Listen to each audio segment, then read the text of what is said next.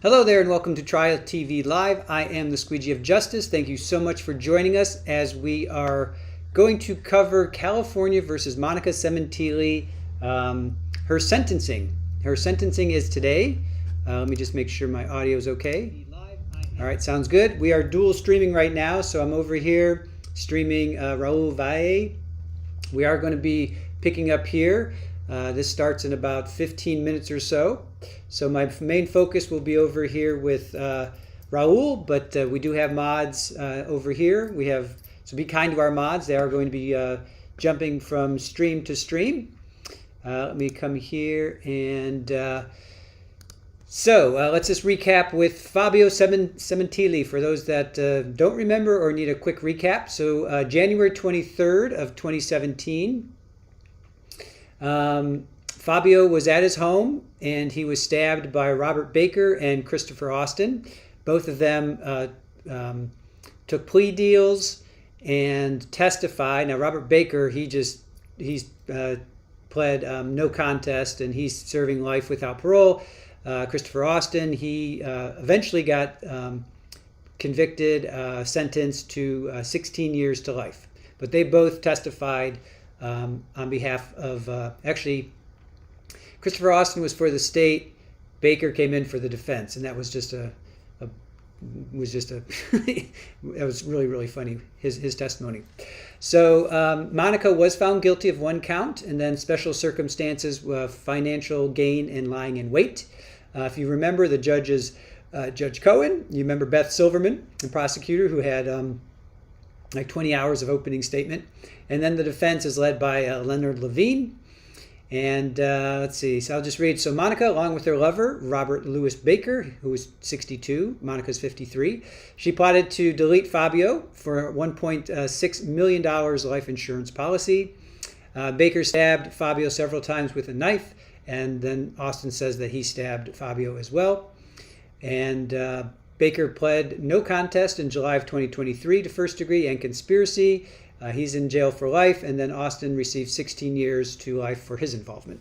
So that's where we stand right now. Thank you guys for joining us. Pammy, Ken, Bice, good to see you guys. Thank you. Fur Baby's mom. Awesome. Ruby and OnlyFan are with us as well. Dreama, good to see you. MEG, thank you for joining us. Shirley Roth and Missy Russell. Mercy, how are you? Fala, good to see you guys. Therapist, thank you guys for joining us. As we followed Monica for, let me review how many years. Well, I was going to say how many years. How many days Monica was? Monica was, let's see, Monica was 39 days. 39 days. And it took him nine and a half hours to deliberate. But yep, she was ultimately found guilty. So that's where we stand with Monica.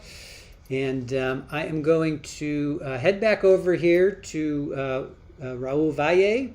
But we'll check in here once this starts. So for now, we'll be here.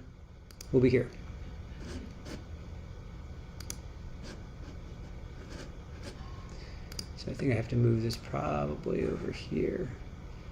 All right, so we'll check back in. Live court is supposed to start in about, about 10 minutes or so.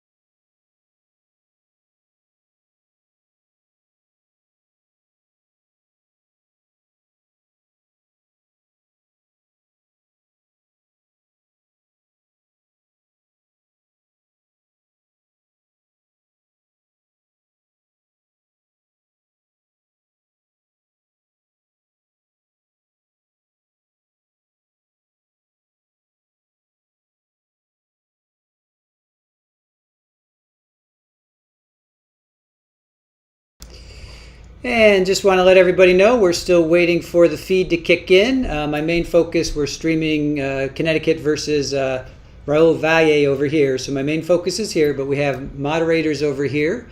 So thank you all. It's great to see all the new people in our chat.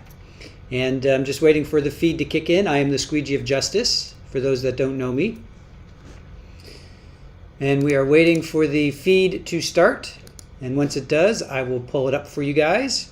So good to see everybody. Some new people. Rhonda, good to see you. Rhonda Holland saying hello. Thank you for joining us, Rhonda. Oh, I have to move this. Let's move this over here. And let's see. Carolina, I'd like to hear something from Monica's sister, Anna. I truly think she didn't know about Monica. No, I don't think she did. Or if she did, yeah. Anna seemed to be an honest person, a decent teacher, and caring sister. There were quite a few times in her testimony where it was like, did you know that Monica was sending pictures in your parents' bedroom while there's a funeral going on for Fabio in Canada? Do you remember that? And she's like, oh no, I didn't know that.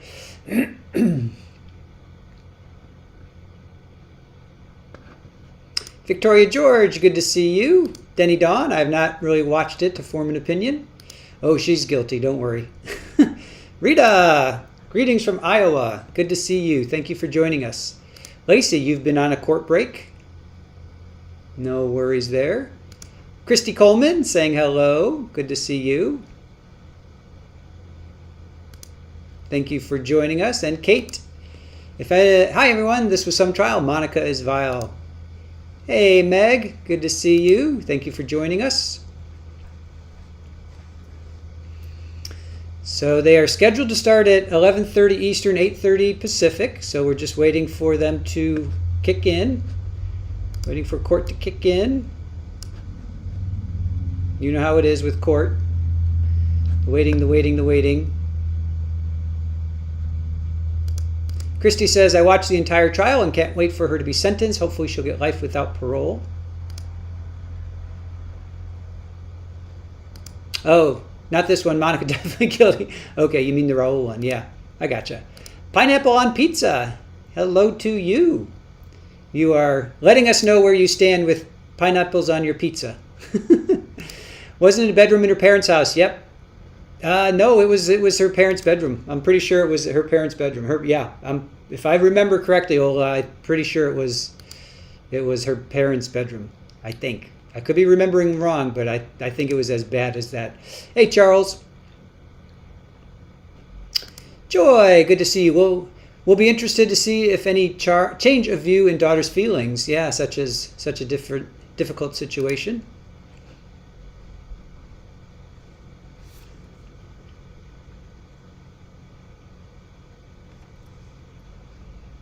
Yeah, Lacey, I love pineapple on your pizza. Trial Channel, good to see you. Thank you for joining us. Always fun to see you in our chat. Curious Monkey, you also watched the entire trial. Finally, justice for Fabio. Looking forward to the victim impact statements. That's what it's all about, right? Cheryl, a year here from Jackson, Florida. First time here. Fantastic, Cheryl. Yep, we're in Florida as well. We know Jacksonville. We know Orlando. We know West Palm. We know Fort Lauderdale. We know Miami. Only fan, pineapple on pizza. We got eyes on you. We've had discussions of pineapple on pizza before. JVA, hey, Trial Channel. I watched the entire channel too. Frog loves pizza and pineapple, but separate. I'm trying to remember if I actually had one sunny day. Pineapple is good if you want sweet. Yeah, I'm trying to remember if I've actually ever had pineapple on my pizza.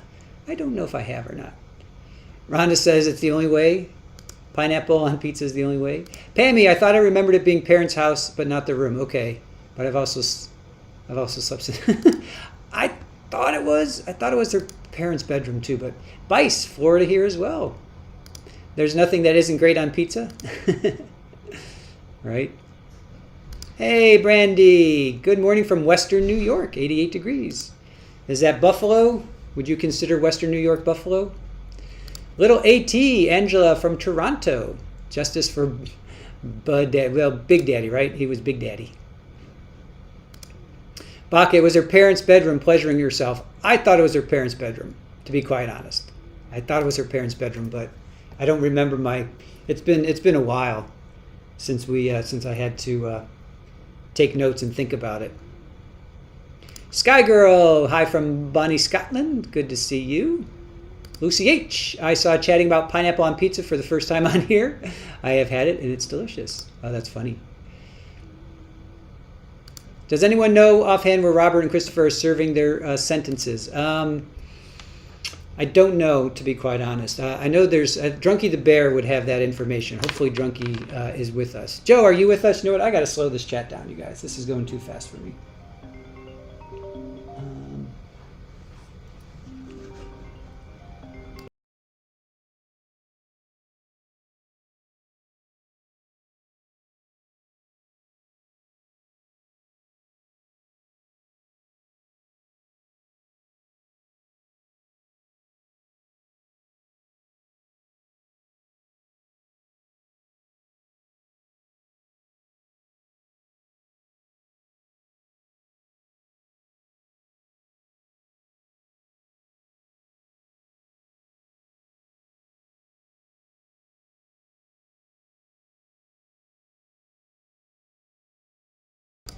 Let's see. Joe Schmo is with us.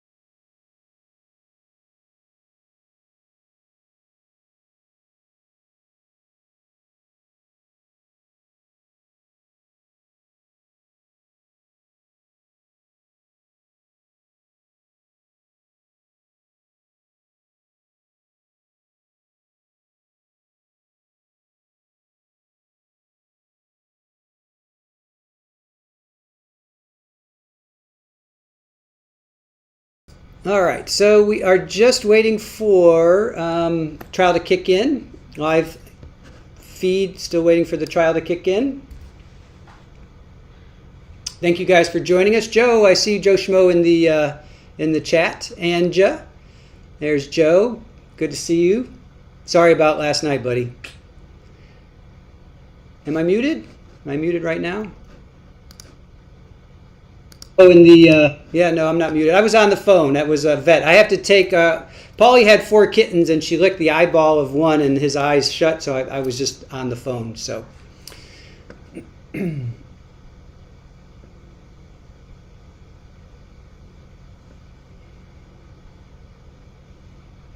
So thank you all for coming in. Mike Morrow, good to see you. Capri Law, Kerviel, good to see you. Nan R, thank you for joining us. Rhonda, thank you so much, Rhonda. Appreciate that. You love our channel. Wish you had found us sooner. Thank you. Appreciate that. Yeah, I had it muted because I had to take a phone call from our vet.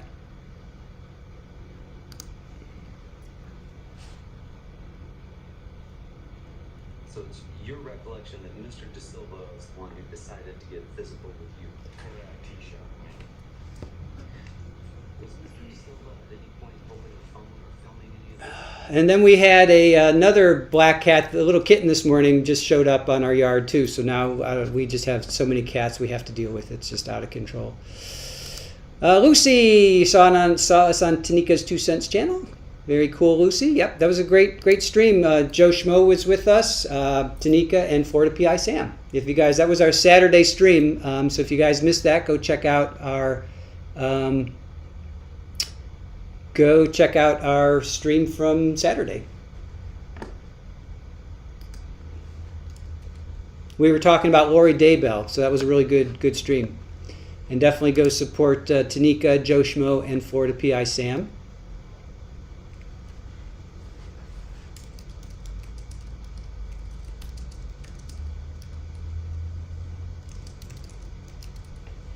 And we are waiting for the live feed to kick in. Let me just check another source, just in case. You just never know. All right, nothing there. Let's see.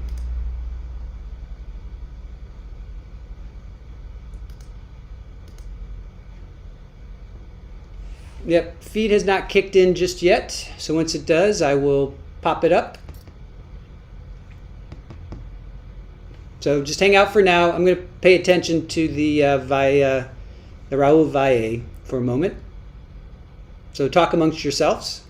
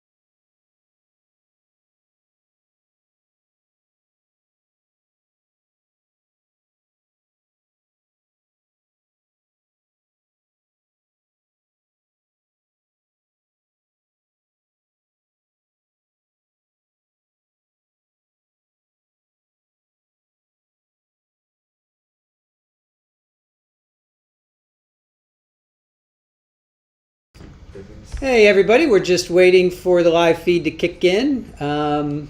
Should be any minute. They're running late, obviously. It's 8:30 out there in California, so give them a little bit of time. Good to see so many new faces in our chat. Thank you guys for joining us. Cool Cucumber, good to see you. Let's see who else is with us. We got Cool Cucumber with us. Great handle. Green-eyed Cat, she's not getting out, even if it's not life without parole. She'll be in prison for a natural life, and rightfully so.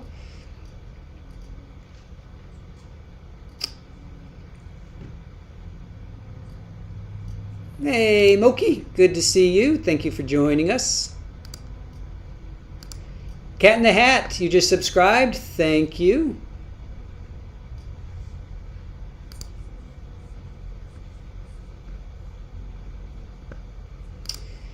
Is anyone delayed at the courthouse? Not that I know of. I don't think so, Denny. I don't think there'll be a half-hour delay. There shouldn't be, but there could be, but there shouldn't be. Not 100% sure about that, but shouldn't be a half-hour delay because there's really nothing. I mean, there could be. Well, we'll find out in 15 minutes. So in the meantime, just... Trial Junkies United, objection, we want a sentence. Come on, Judge Cohen. Sue's what? Baker's in Wasco State Prison in Kern County. Thank you for that, Sue's. Joe Schmo. Yuma's 2 of your favorite movies. Okay. Luby Lou just subscribed from UK. Thank you for that, Luby. Appreciate that. The KAL font. Hello from New Smyrna Beach, Florida. Yep, we are in Florida as well. Thank you for joining us. We've got a lot of people from Florida in our chat. A lot of people from Canada as well.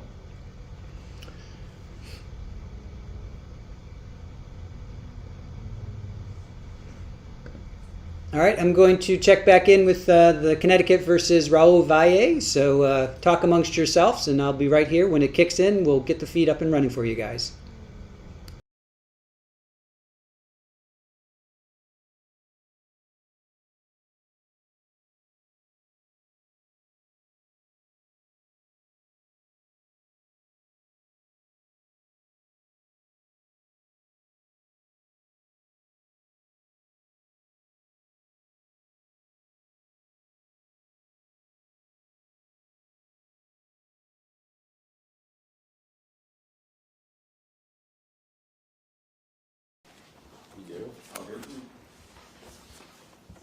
Well, under Penal Code Section 654, I believe the court has discretion to whether or not to sentence Ms. Sementilli on a more serious charge of life without parole as opposed to 25 years to life. You are correct. For a variety of reasons, we asked the court to impose the less serious sentence. We believe the evidence, assuming accepting the jury's verdict, as we must and do, is that this crime was committed personally by defendant Baker along with defendant Austin. Mr. Austin obviously is receiving a far less serious sentence for the reasons that have been made known during the course of the trial. Mr. Baker was given the most serious sentence. The court had the same option with him. He is the one who obviously directly participated in the murder of Fabio Sementilli, along with his co-conspirator, who he brought with him and persuaded to join him. It appears for no other reason other than to assist him in committing the crime and getting away. Without Mr. Baker, this terrible murder does not occur. Without Ms. Sementilli, I believe it still could have occurred and would have occurred. She had no direct, obviously, contact with her husband. Their background speaks for itself, despite the unfortunate end which occurred in terms of their relationship. And as far as I'm concerned, this case does not happen, this terrible murder does not occur without Mr. Baker coming into her life, in which she obviously has suffered and will continue to suffer the consequences It was a choice she made, a terrible choice, and the results we know. Obviously, she has no prior record or history, unlike Mr. Baker. So we'd ask the court to impose a less serious sentence of 25 years to life as opposed to life without parole, which I believe the court does have the discretion to do, and we ask the court to do so. Thank you. Anything else? No. Thank you. Any more people?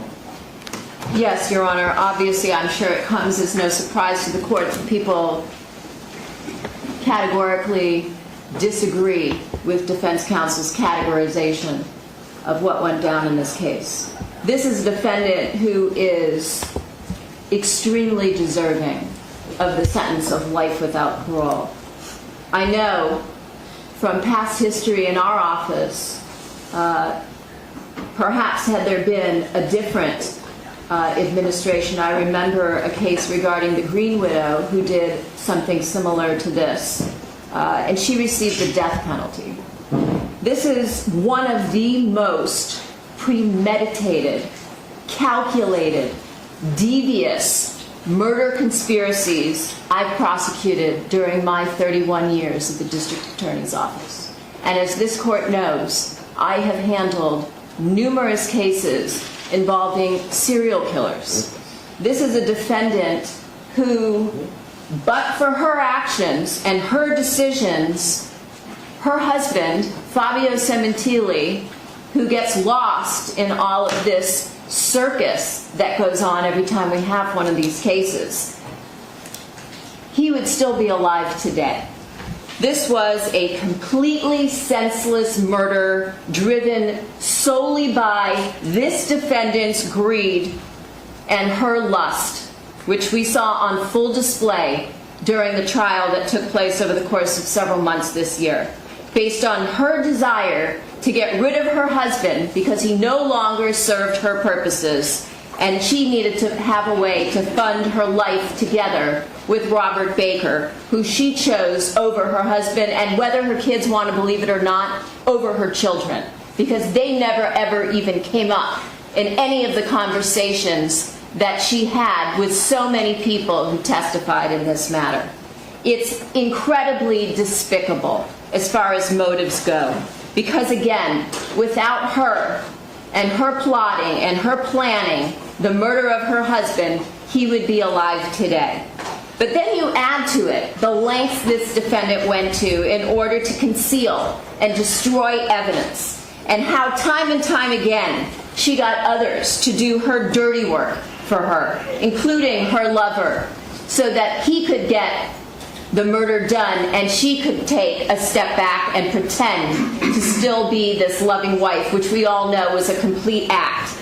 And once and again, it showed through the admissions that she was caught making in the jail lockup, through the letters about getting rid of her husband and wanting to marry Robert Baker, through the entire complex setup of this time frame for that day, shows a level of sophistication and planning that I rarely see in these kinds of questions, these kinds of cases. There is no question but that this defendant was the mastermind behind the murder of Fabio Sementilli. One only had to listen to Robert Baker's testimony for about 10 minutes before you got the clear picture of who was the mastermind between the two.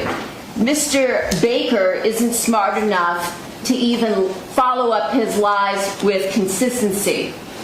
There was nothing that was credible about his testimony, and the jury so found. In addition to that, we had the testimony from Christopher Austin, and while he was kept out of the center of the conspiracy between the defendant and her lover, Robert Baker, he knew enough that this was being done at her behest. And as I've said from the beginning of the trial, this case was about the ultimate betrayal. This was one that I'm sure Fabio Sementilli never could have imagined in his wildest nightmares was coming. That his wife was literally plotting his murder with her lover. It's an absolute betrayal, not only of Fabio Sementilli, the victim in this case, but of her children, who have been brainwashed by her lies and her deception. And that's their choice. They're adults now. If they choose not to face the truth, that's on them. But we're here to do a job. We've done our job. The jury did their job. And we're here to hold the defendant, the main player, the heavy in this case, responsible for her actions. She used her family, her children, her parents, her sister, to do her dirty work for her, to lie to their father in order to cover up this scandalous affair that she had been having for at least a year, and God knows what else she used them for.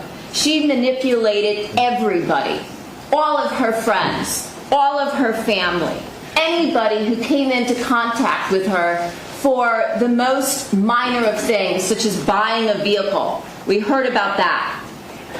Fabio's co-workers, his colleagues from a multi-billion-dollar company, fell all over themselves trying to help her and the family after the murder, and yet they were treated with such disgust and disdain on the stand, as if those people somehow had done something wrong because they were reaching out to help the defendant, who they thought was this innocent widow who had lost her husband by some horrific tragedy, not of her own making.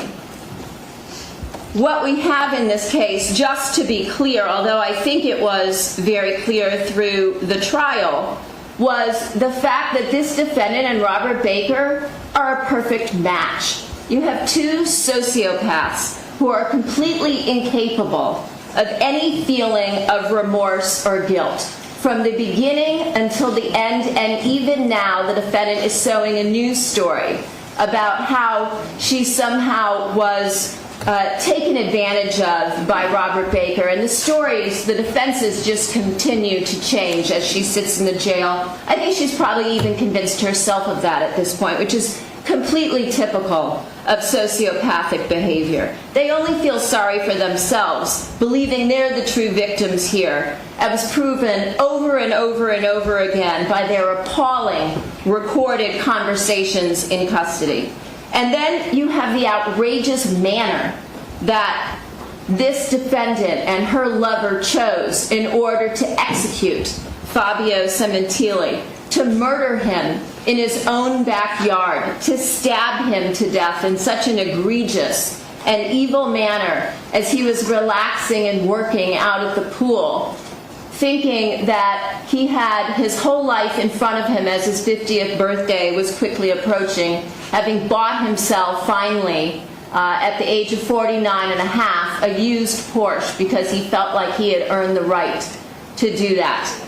And yet his entire life, his entire future was savagely taken from him for absolutely no reason, stabbed to death in his own backyard.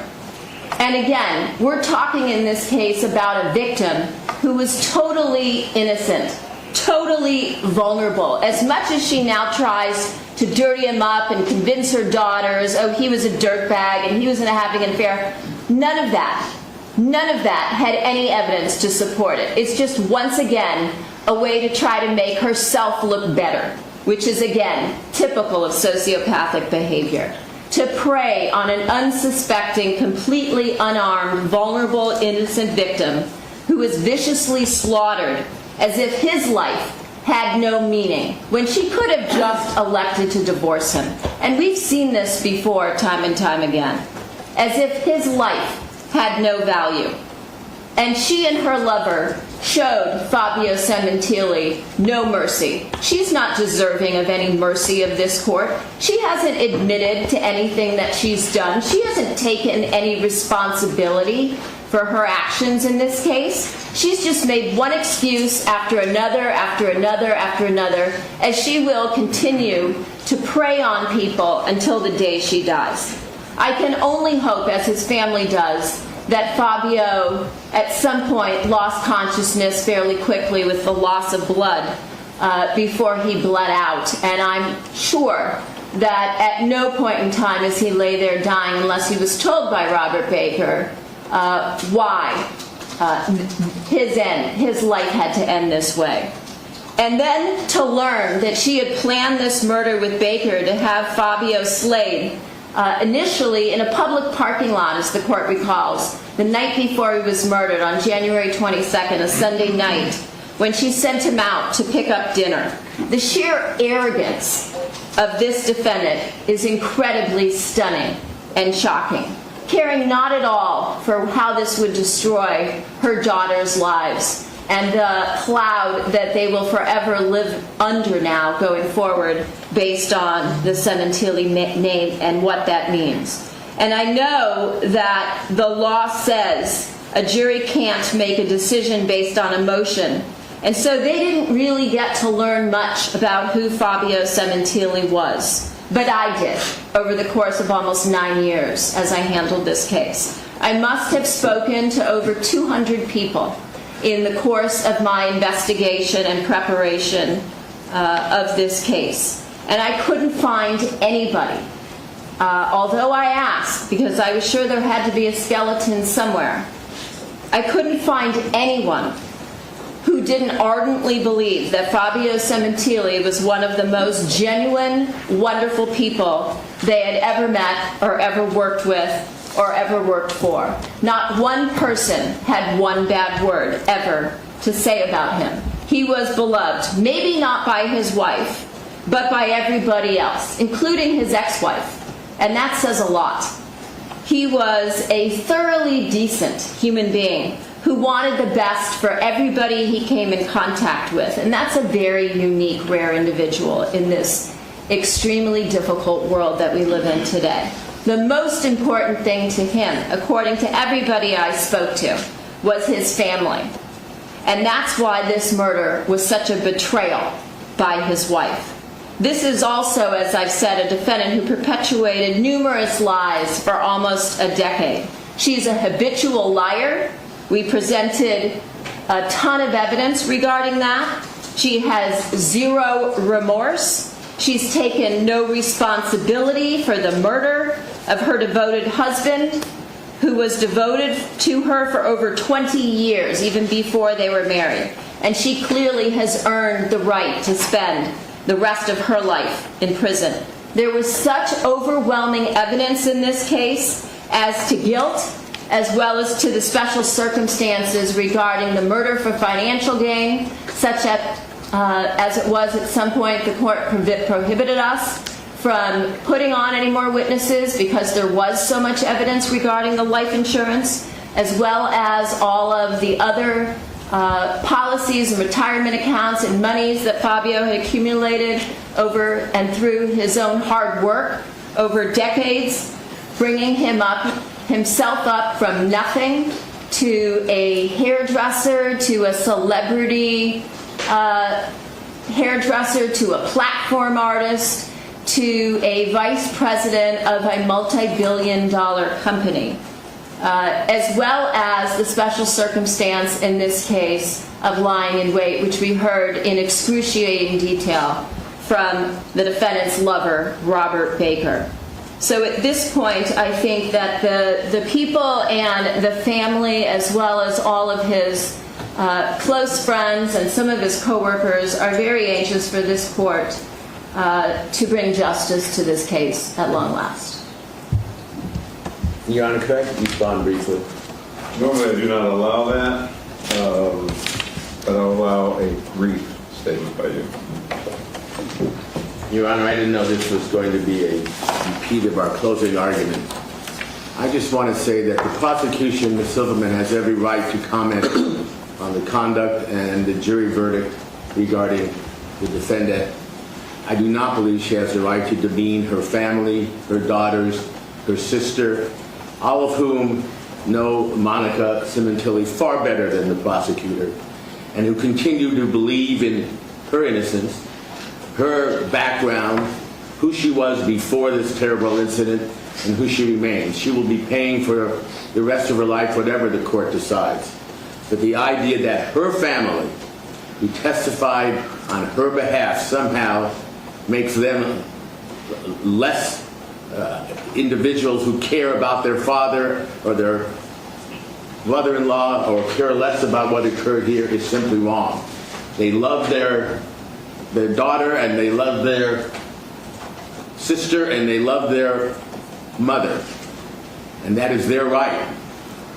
And they testified under oath here what they felt and believed and still believe. I do not think it's proper for the court to consider, and I don't think the court will, but for the prosecution to attempt to demean their character and their love for their mother and their sister, as Ms. Silverman has just done, and I object to it. All right, thank you. Ms. Simmons, anything further? Yeah, I did no such thing. There are. All right, if I can, I'm addressing all those that are going to testify or give a statement. You do so at the podium. Identify yourself, please, and you talk to me. You do not talk to the defendant.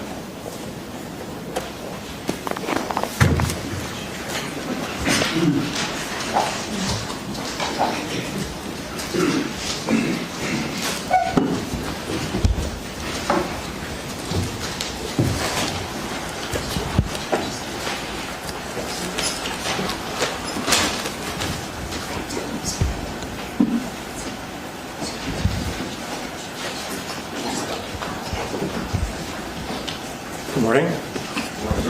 My name is Luigi Sementilli. I'm Fabio Sementilli's son from his first marriage.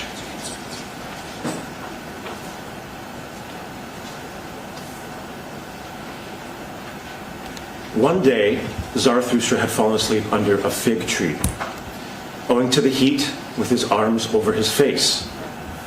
And there came an adder, and it bit him in the neck, so that Zarathustra screamed with pain. When he had taken his arm from his face, he looked at the serpent, and then did it recognize the eyes of Zarathustra, wriggled awkwardly, and tried to get away.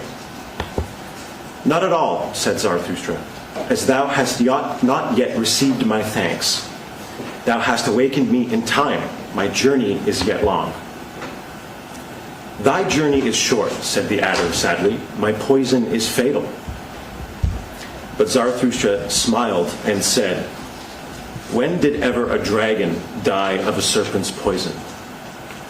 Take thy poison back. Thou art not rich enough to present it to me."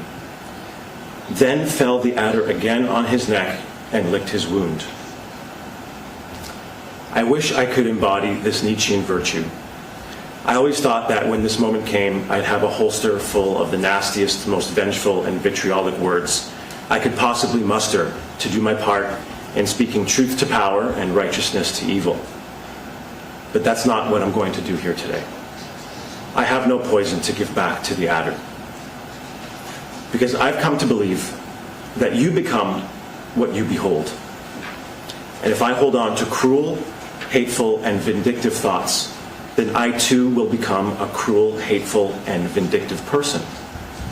And I refuse to be made worse from this experience. Instead, through my own alchemy, I transmute the poison into a life-affirming vital essence to become a better and more resilient version of myself. That is my metamorphosis. I will now recite one more reading from a work of fiction, and that will conclude my statement. By rights, we shouldn't even be here, but we are. It's like in the great stories, the ones that really mattered. Full of darkness and danger they were, and sometimes you didn't want to know the end, because how could the end be happy? How could the world go back to the way it was when so much bad had happened? But in the end, it's only a passing thing, this shadow. Even darkness must pass. A new day will come, and when the sun shines, it will shine out the clearer. Those were the stories that stayed with you, that meant something, even if you were too small to understand why. But I think I do understand. I know now. Folks in those stories had lots of chances of turning back, but they didn't. They kept going. Because they were holding on to something. What are we holding on to? That there's some good in this world, and it's worth fighting for. Thank you. Thank you, Mr. Sementilli.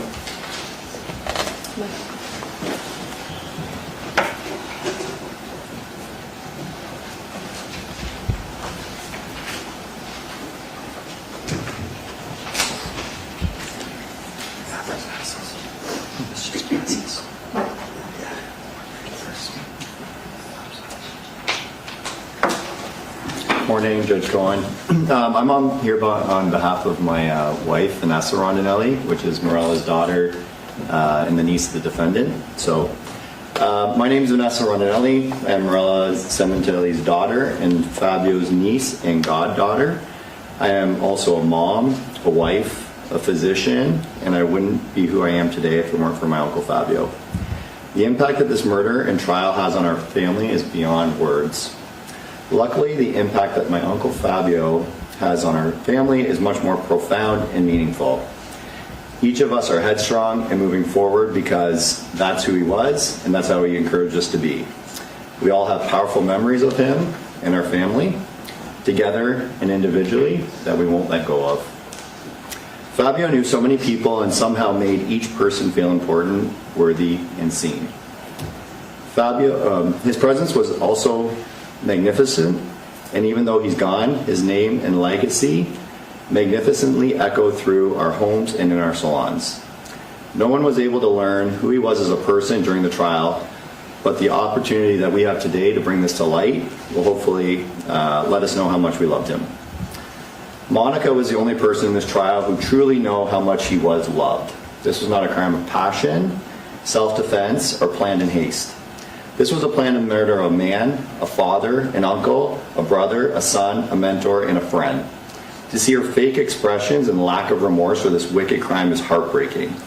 What a shame that she didn't believe the incredible team at the LAPD would have ever pieced this together in her pathetic master plan.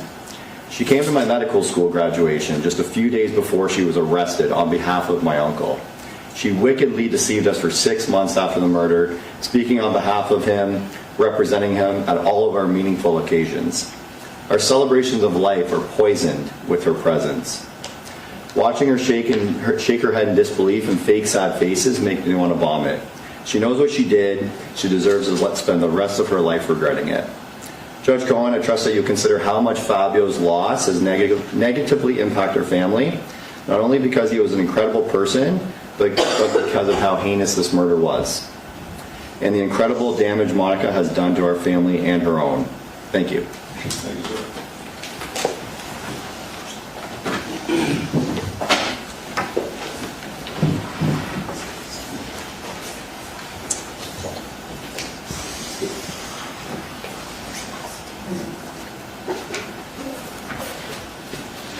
Good morning, Your Honor. My name is Isabel Picillo. I'm married to Daniel Picillo, one of Fabio Sementilli's nephews. I've never had the chance to meet Fabio. Over the years, I've heard countless stories about him, stories that painted the picture of a kind, generous, and remarkable man. But that's all I'll ever have, other people's memories and stories. I'll never get a chance to know him myself. That opportunity was stolen from me by Monica.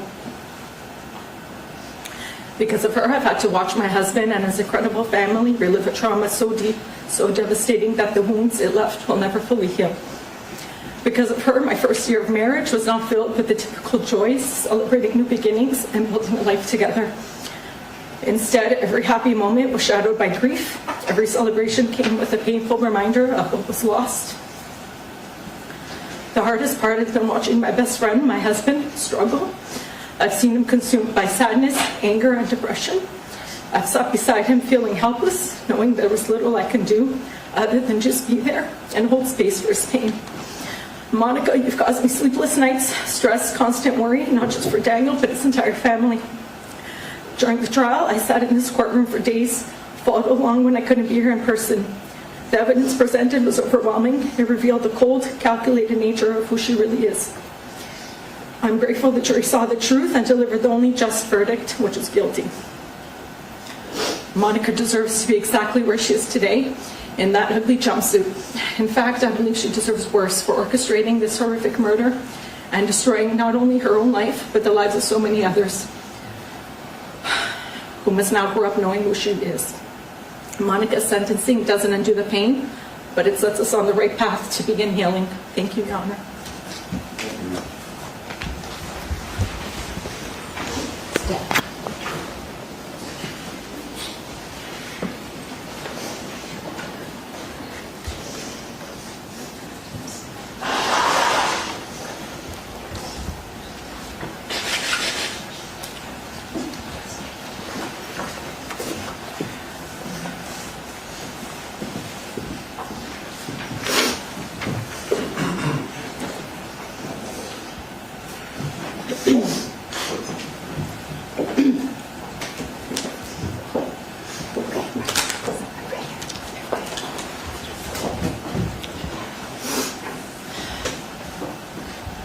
Your Honor, my name is Stephanie Avola, and I am Fabio's niece by marriage.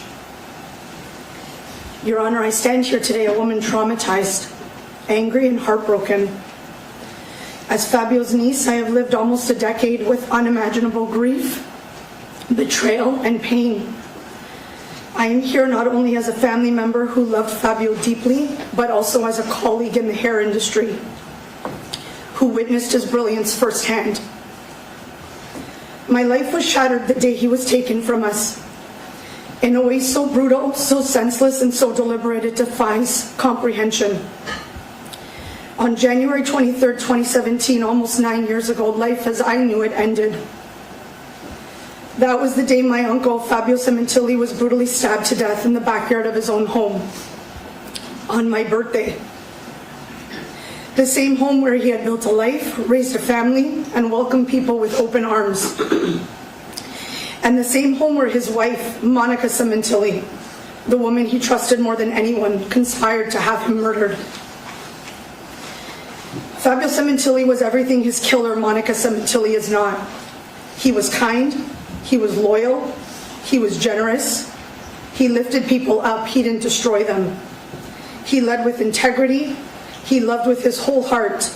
He made people feel seen, valued, safe, and inspired. Fabio brought joy, wisdom, and light to the world and everyone around him. Monica Sementilli brings darkness, manipulation, deceit, destruction, and death. Fabio gave his entire life to building others up. Monica spent years secretly tearing his life down. Fabio was loved. Monica is despised. Fabio Sementilli wasn't my uncle by blood, but he was my uncle in every way that truly mattered. He was family. He taught me to believe in myself, to chase my dreams, and to build honest relationships. He showed me the importance of family, family created through friendship, through work, and through love. He taught me about an industry he loved deeply.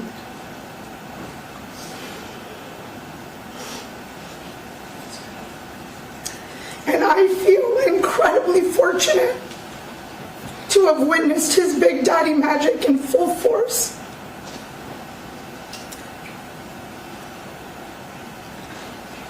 Both on stage and behind the scenes. Fabio carried himself with grace, humility, laughter, and joy. He was always the first to raise his hand to tell a joke, to lighten the mood, to laugh until you couldn't breathe. He was the first to greet you with a giant smile, to run over and wrap you in one of his unforgettable bear hugs. And for me, he was always the first to say, "Hey, Angel, how are you?"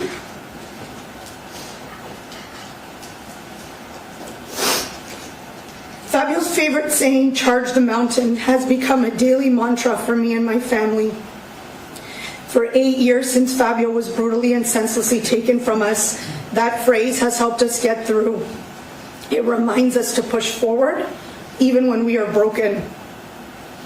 And losing him is not just pain, it's betrayal.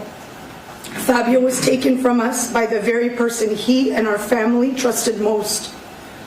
What happened wasn't random, it was planned, calculated, evil. And it came from someone who shared his home, his life, and his heart. It came from a woman my family showed love and respect to for over 20 years. The same woman who smiled in our faces while plotting Fabio's murder behind our backs. The same woman we comforted, supported, and defended while she betrayed us all. The same woman who played the grieving widow while secretly having an affair with a convicted sex offender, conspiring with him to kill her husband. And so today, Your Honor, I stand before the monster who deceived us all and who set this entire plan in motion, who lied, who schemed, who manipulated, and who murdered. Monica is the reason my family is broken.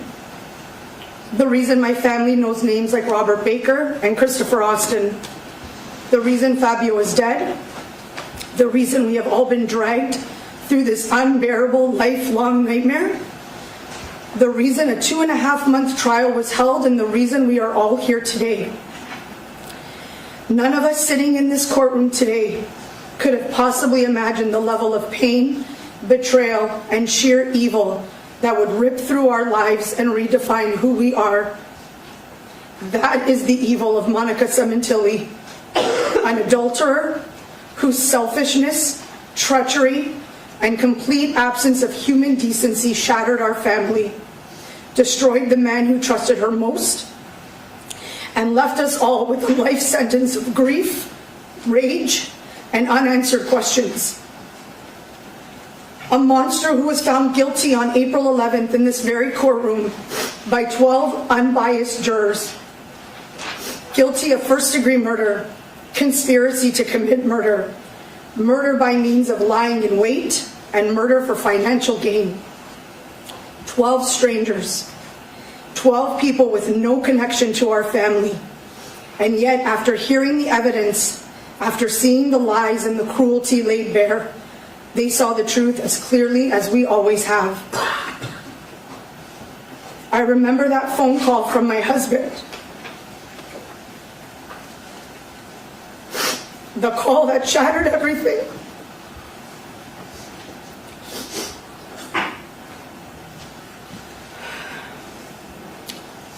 He told me Fabio had been murdered.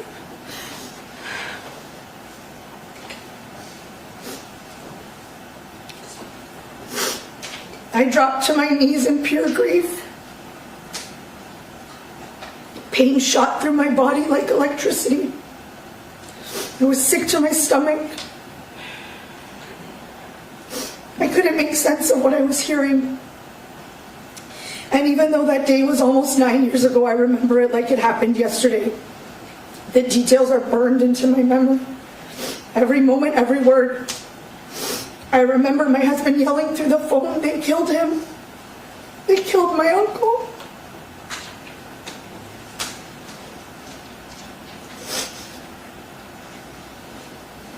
I remember the horror that gripped me. I laid awake that entire night, unable to close my eyes, tears streaming down my face, praying to God that this was some kind of sick joke, that I'd wake up and it would all be a mistake, that Fabio would still be alive, and that things would go back to how they were.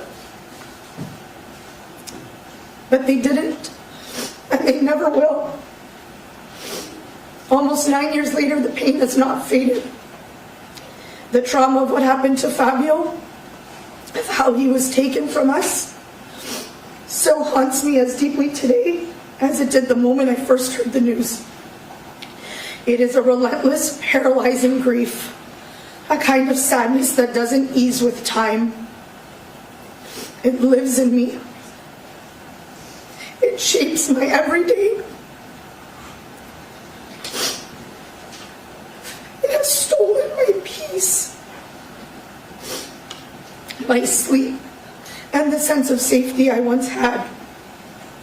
This wasn't just a loss. It was a brutal, calculated murder, and I am still living with the wreckage. After the murder, I remember how I began to question things that didn't seem right. I was trying to make sense of something so senseless, and it never made sense. I couldn't believe that just days after Fabio was brutally murdered in his own backyard, the wake was held in the very place where his life had been violently taken, complete with a carefully arranged shrine by his devoted wife. I was terrified that my husband had to be in that house. Who would want to gather there? How could Monica find comfort in a home where her husband had just been murdered?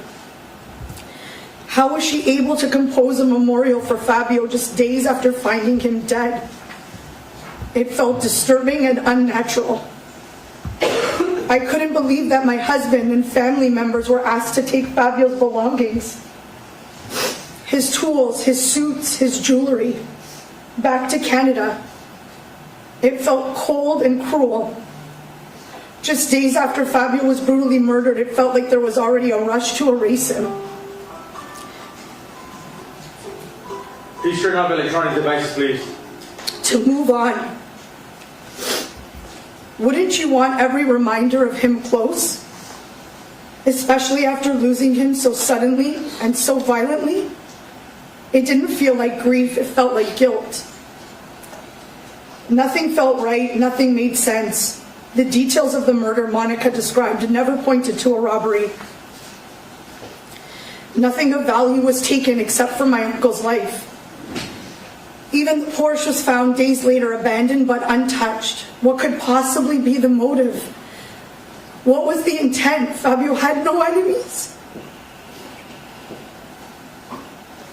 He was loved and adored by everyone. I never believed for a second that this was a case of wrong place, wrong time.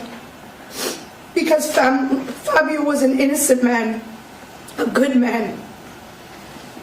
Our family went in circles months after months, combing through all the details, envisioning different scenarios of what could have possibly happened that day, over and over and over and over again into exhaustion. We now know that Fabio was targeted. This was a cold, calculated conspiracy, a plan orchestrated by his own wife, a plan rooted in greed, betrayal, and staggering cruelty.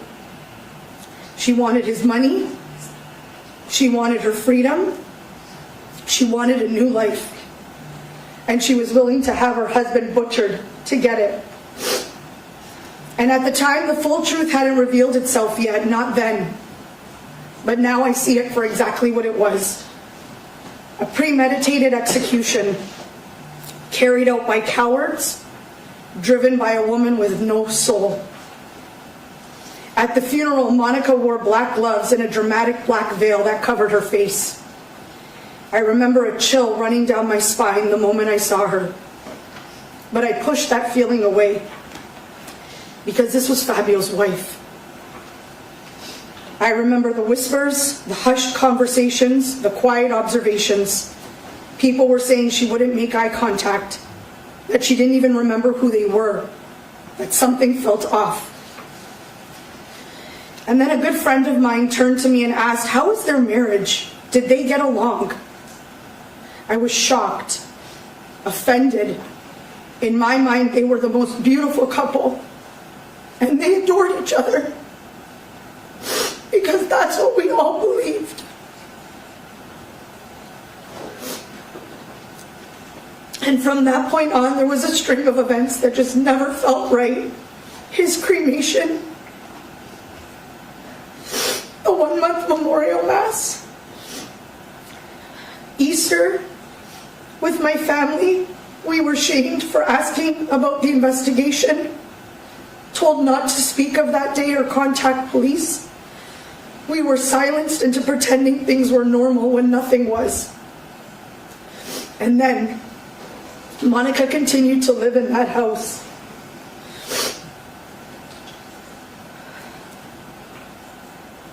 This wasn't just any house, it was a crime scene. It was the place where her children lost their father in the most violent, terrifying way imaginable. And still no urgency to restore the security system, and no concern for her daughter's safety. I was living thousands of miles away, and I was terrified for them. I felt hopeless. I now know that Monica never needed protection because she had a very clear understanding of exactly who the killers were, and she was one of them. My family was manipulated into believing that all of these devious actions were somehow normal, that this was just grief, that Monica was just doing her best to cope. Out of love and respect for Fabio, we silenced ourselves because we believed that honoring her was what Fabio would have wanted, because we loved him that much. I remember the day of my youngest child's baptism, April 2nd, 2017. My mother-in-law and Morella, devastated and heartbroken, were speaking on the phone with Monica. They wanted so desperately to comfort her, to check in on her and the girls. to help her through her grief, even from thousands of miles away. And Monica, you made them believe you were inconsolable. You cried on the phone. You were too distraught to talk. You told them it's just not a good day for me. And they believed you because they loved you, because they trusted you. But in court, we learned the truth. Just days before that call, you were in Las Vegas with your lover and co-conspirator, Robert Baker. You weren't grieving, you were partying. You were parading around like a teenager. You were grabbing crotches. You were whoring yourself out to the man who you conspired with to slaughter Fabio, acting like a desperate, soulless woman with no shame, no conscience, and no remorse. But the truth is, that wasn't an act. That was you being exactly who you are. Desperate, soulless, and utterly devoid of any humanity. You're diabolical, evil, and sick. And that Vegas trip, that was one of just the many trips with your murdering lover in the 6 months before law enforcement could catch up with you. The most insulting of them all was the I'm going to go walk a golf course alone in Fabio's honor trip. By then, even your own family was starting to see through the lies. Even they couldn't pretend anymore.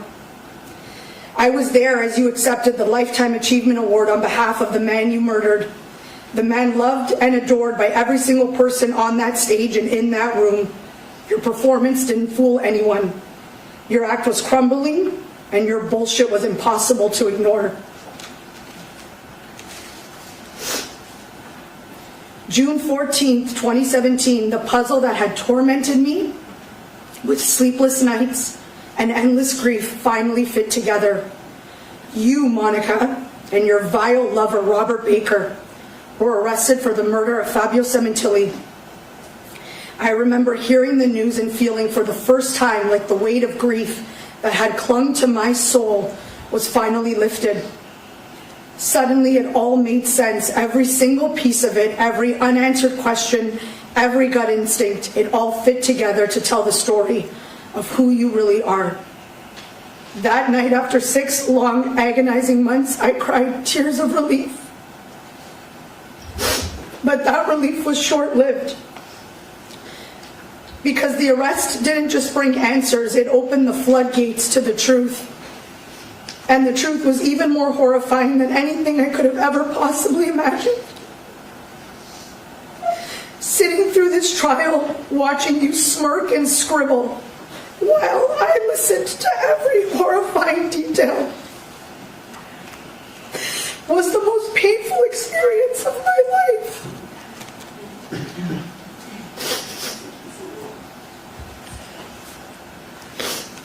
I was sick to my core, broken. Never in my darkest nightmares could I have imagined an 18-month torrid sexual affair between Monica Sementilli and a convicted sex offender named Robert Baker. Never could I have conceived that these two despicable, vile creatures would be scheming and plotting Fabio's death to steal his life insurance money and start a new life together.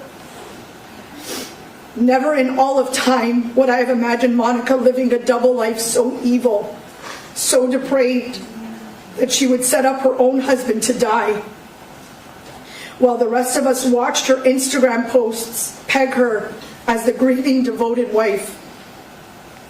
But perhaps the most horrifying part of it all, never could I have imagined that she had planned this execution so that her youngest daughter would be the one to arrive home first, so that her own child would be the one to discover her father's lifeless body, brutally stabbed to death.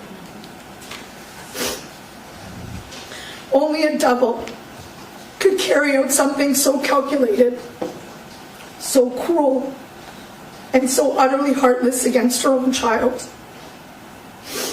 Never could I have foreseen the mountain of evidence collected by the LAPD, A mountain so overwhelming, so undeniable, that it would prove beyond any reasonable doubt that Monica Sementilli orchestrated the murder of Fabio Sementilli. Never in my worst nightmares could I have imagined hearing her and her murdering lover, in their own words, recorded from jail, casually dissecting the murder they committed.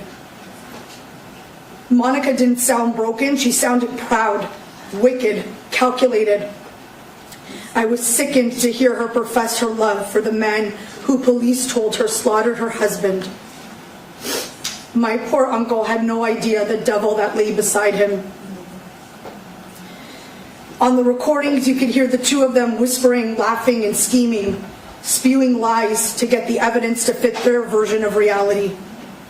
I was listening to the minds of two full-fledged, cold-blooded criminals, and I was sick. They discussed the lack of video surveillance, not just on the day of the murder, but even mentioning the attempt the day before. They discussed the DNA. They spun a cover story so outrageous it was an insult to all of us.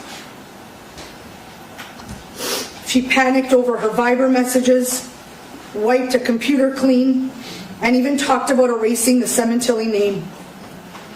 This is a betrayal so deep, it is unforgivable. Never once did we hear sadness.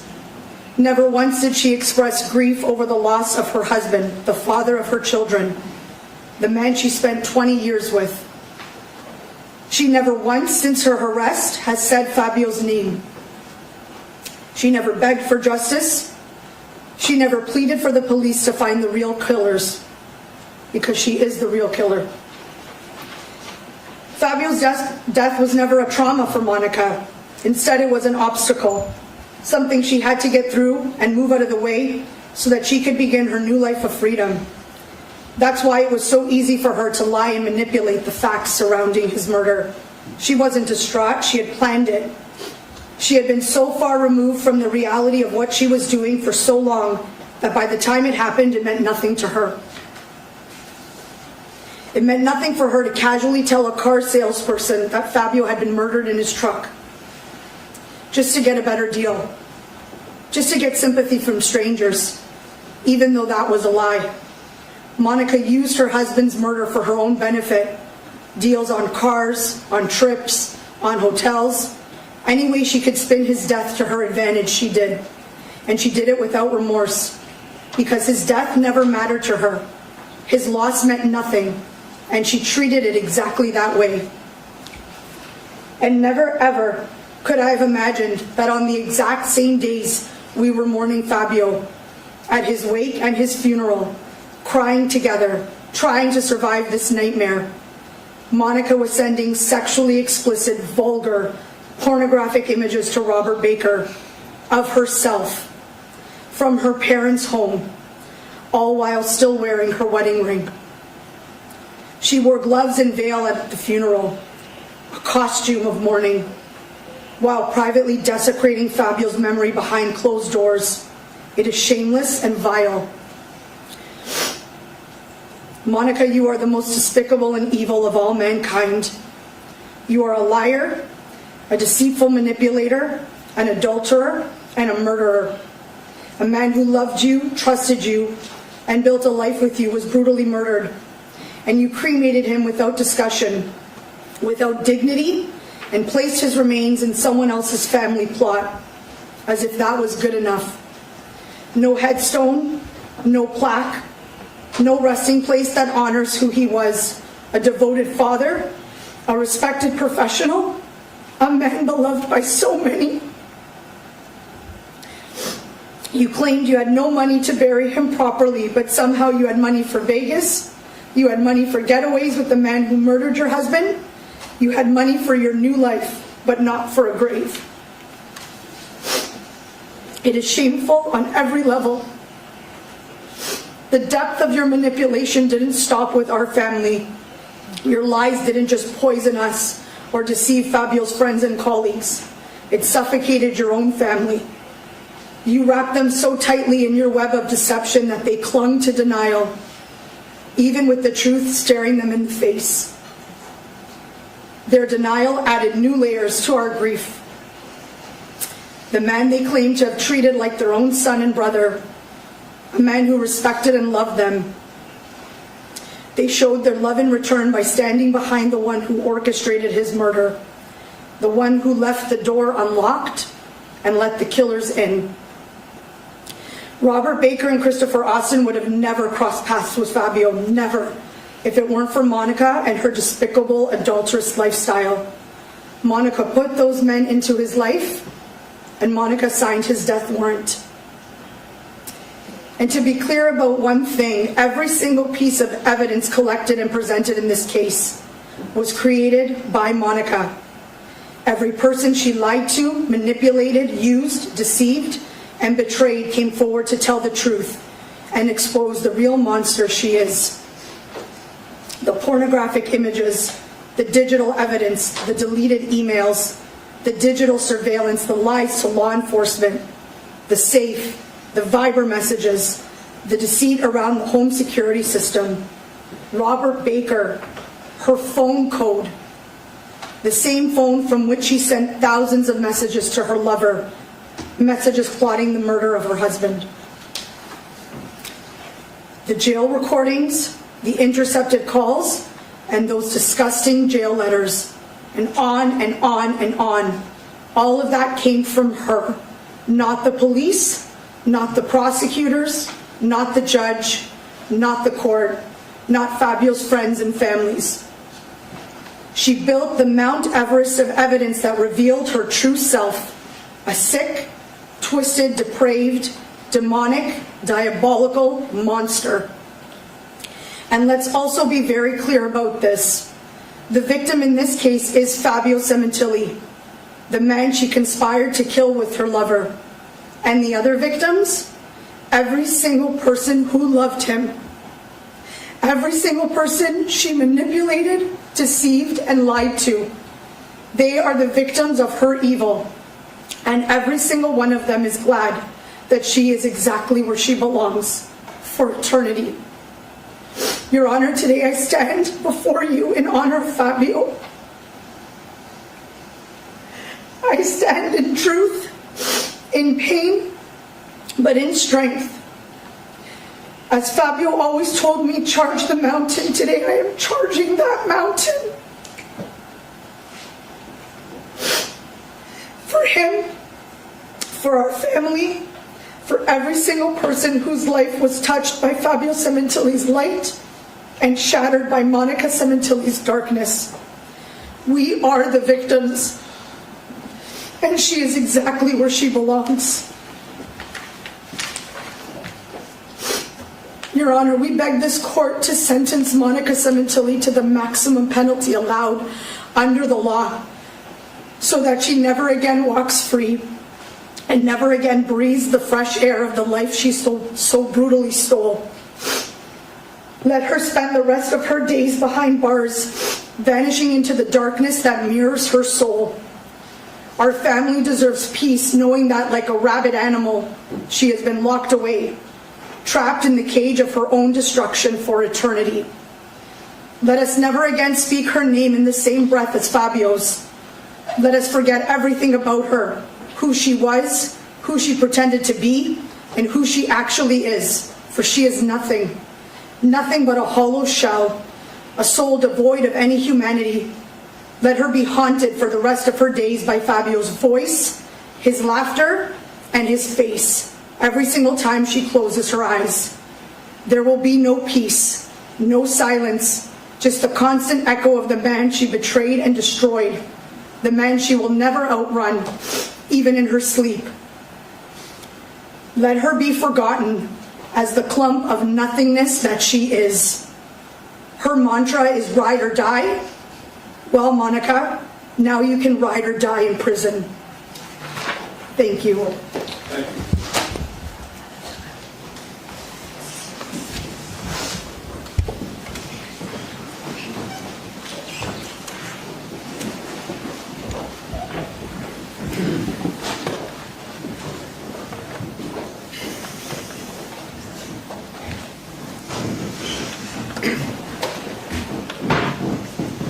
Good morning, Your Honor. My name is Daniel Pacillo. I'm Fabio Sementilli's nephew. This is the third time I had to stand in front of the court to speak about my uncle's murder. 3 times I had to stand here, relive the worst pain our family has ever felt, and it never gets easier. My words might fall on Monica's deaf ears, but it's our right to speak on Fabio's behalf. Monica lost the right to call herself a Sementilli the moment she plotted my uncle's murder.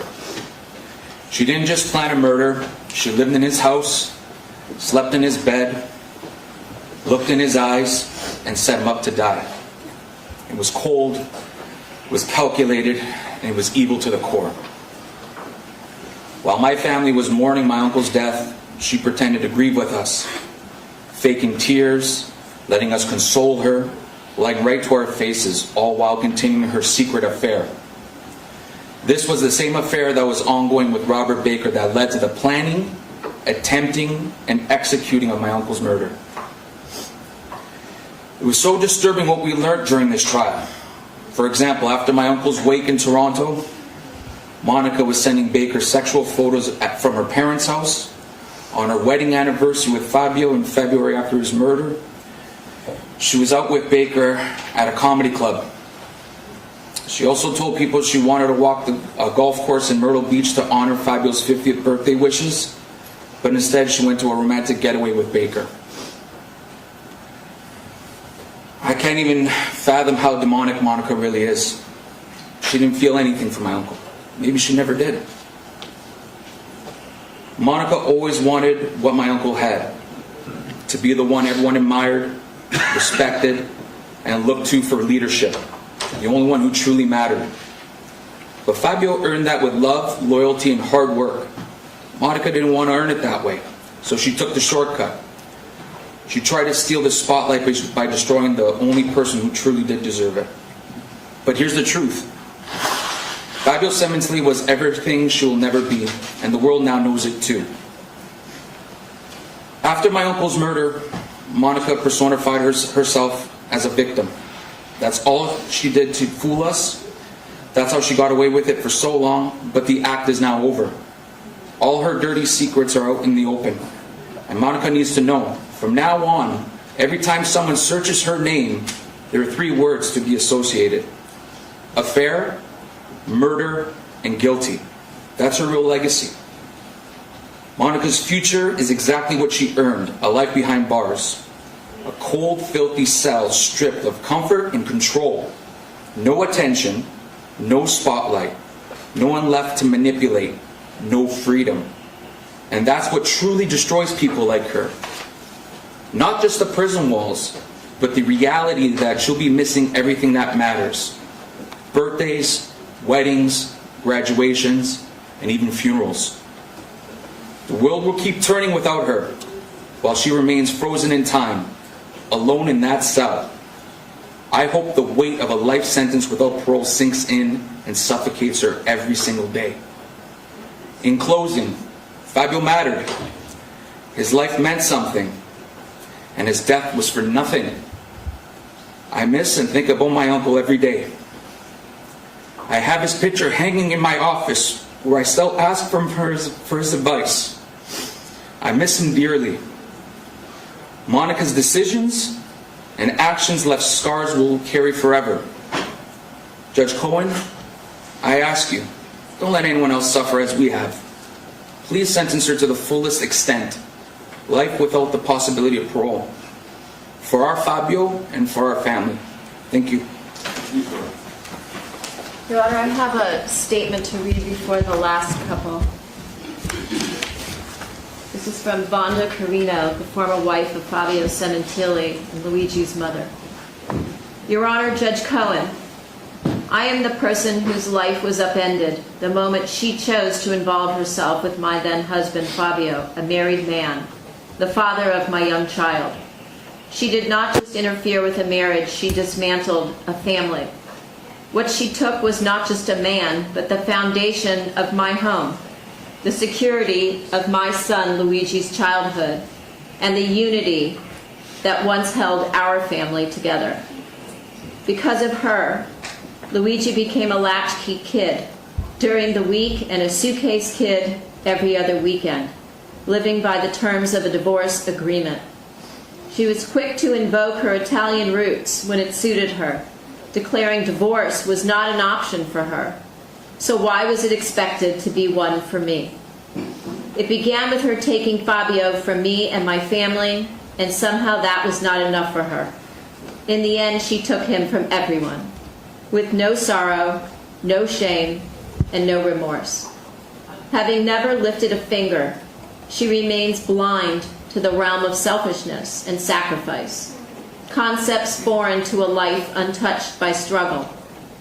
She took what she wanted because the heaviest decisions she ever faced were whether to sunbathe, hit the gym, get her nails done, or pick an outfit.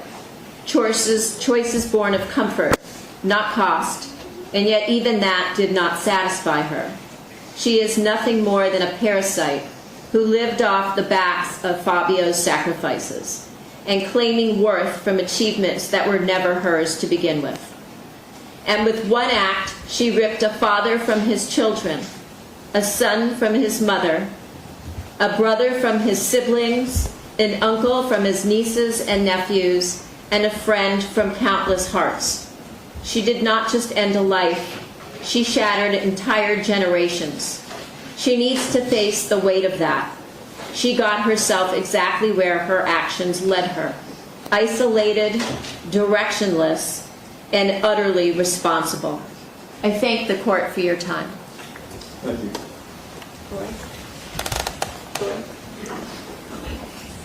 Yeah?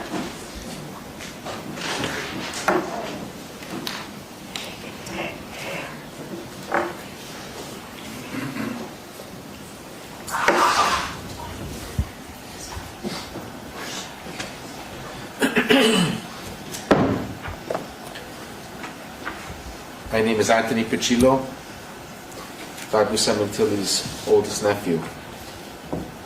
Honorable Judge Ronald Cohen, I stand before you today not only as a grieving nephew, but as a voice for my uncle Fabio, a man whose life was stolen from him in an act of calculated betrayal and unimaginable cruelty.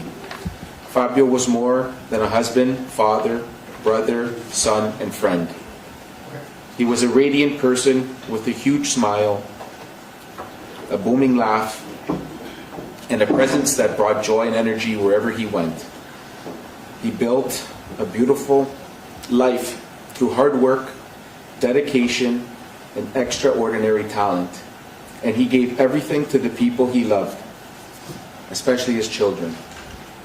What happened on January 23rd, 2017 was not a crime of passion or impulse. It was a cold, calculated conspiracy. Monica Sementilli, the woman Fabio trusted most, his wife for over 20 years, helped orchestrate his murder for money, lust, and freedom from a man who had done nothing but love her. I truly believe Monica resented Fabio, not for what he had done wrong, but for what he had accomplished. She envied the attention he received, the success he built, and the respect he earned. Rather than be proud of her husband, she was jealous of him. In her mind, being married to Fabio kept her in the shadow. And so she sought validation elsewhere, telling lies about being a professor when she had no such education, and reinventing herself beside a man who was a convicted sex offender, a former adult film actor, and a racquetball instructor. That betrayal from wife to conspirator is something this family will never recover from. This was not a lone act of violence. This was a plot. A plan executed by three people: Robert Baker, who stabbed Fabio, Christopher Austin, who admitted to joining in the killing, and Monica, who unlocked the door, both literally and figuratively, for this nightmare to happen. She provided access to surveillance systems. She tracked Fabio's movements. She created the window of opportunity. And when it was all over, she put the mask of a grieving widow on.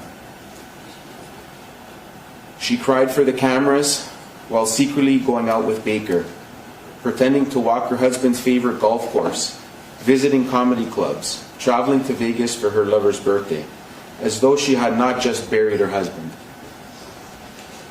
She posted online about how much she missed him while simultaneously mocking his memory with every lie and every celebration. She showed no remorse.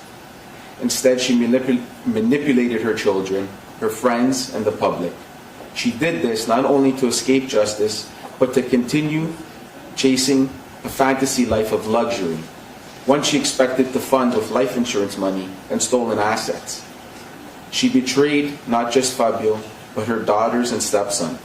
She left them without a father, and worse, with the lie that her mother had no role in it. In doing so, she shattered our family's bond and created a divide that still lingers today. We now live with the unbearable knowledge that Fabio, a man full of life, hope, and generosity, died terrified, restrained, and pleading for mercy. His daughter came home to discover the aftermath. That horror will never leave us. We lost more than Fabio that day. We lost our peace, our sense of family, and our belief that those closest to us can be trusted. We lost a light in our lives, a man who deserved so much better. For all of this, we respectfully ask the court to impose the maximum sentence allowed under the law. Life without the possibility of parole. Monica Sementilli made choices rooted in greed, envy, and manipulation. Choices that cost an innocent man his life. This sentence will not bring Fabio back, but it will send a clear message that such evil, masked behind a smile, cloaked in deceit, will not be forgiven. We will carry Fabio in our hearts every day, and we ask that the sentence reflect the loss of our family has suffered and the extraordinary cruelty of this crime. Thank you, Anthony Pichillo, Fabio's oldest nephew.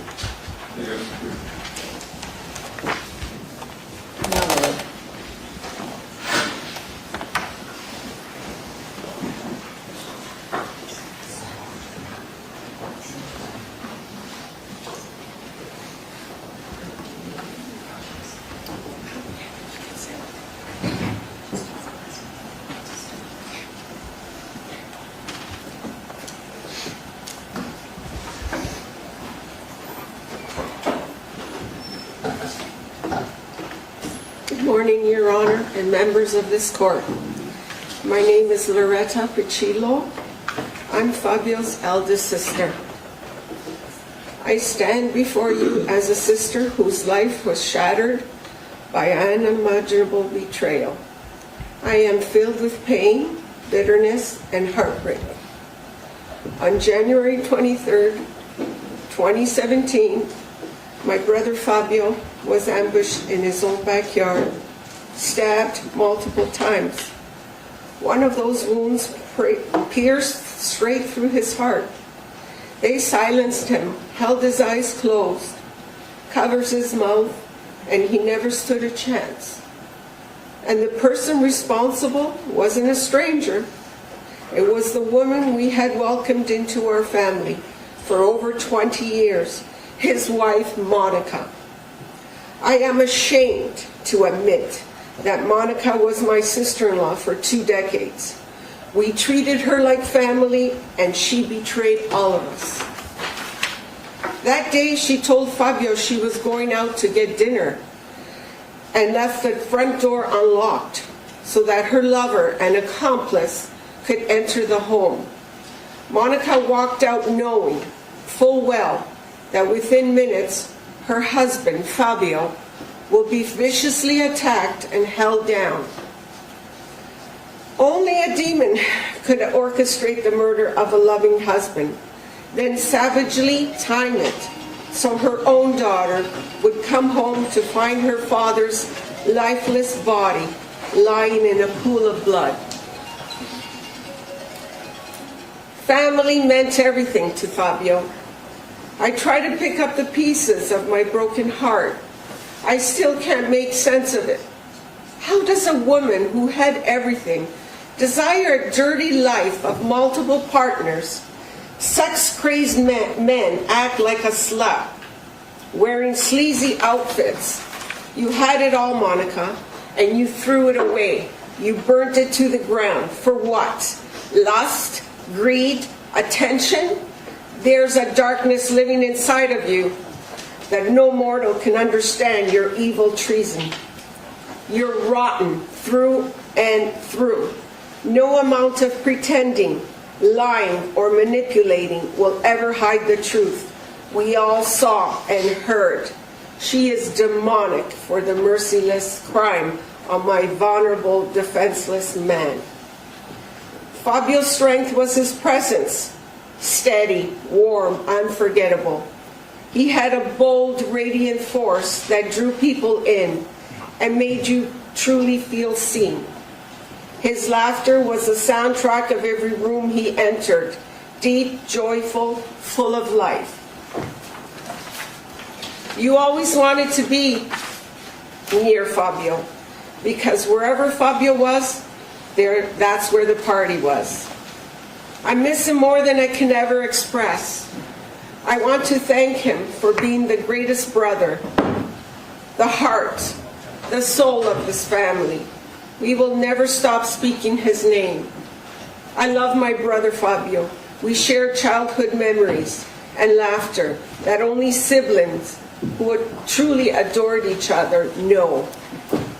I could call him at any time. He'd answer. How are you, my beautiful sister? He would make me laugh.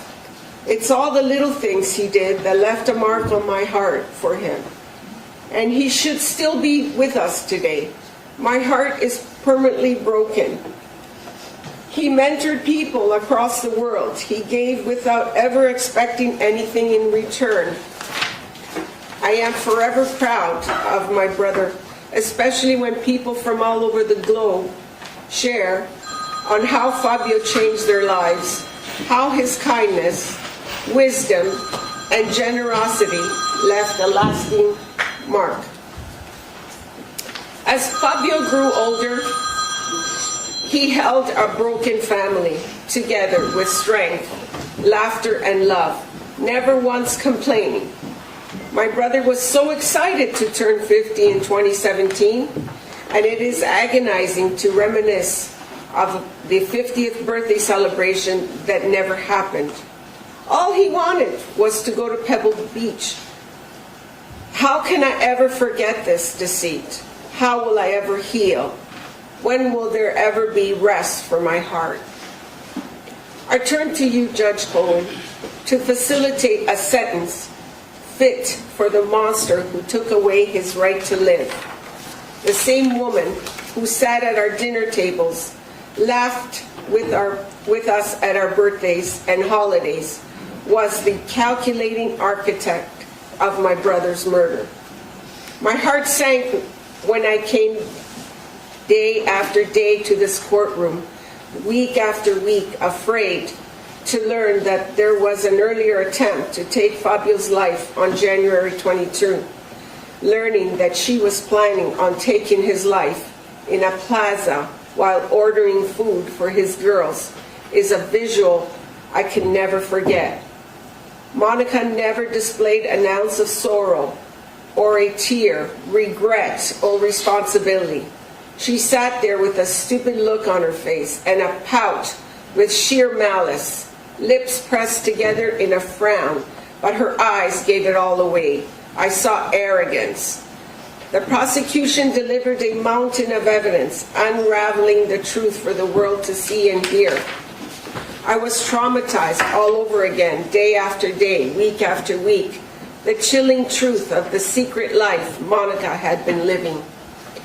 And hearing Baker and Austin explain the most unbearable details, hearing how they crept up on my brother while he was sitting peacefully in his favorite chair, a place that was supposed to be his sanctuary, turned into the site of his execution.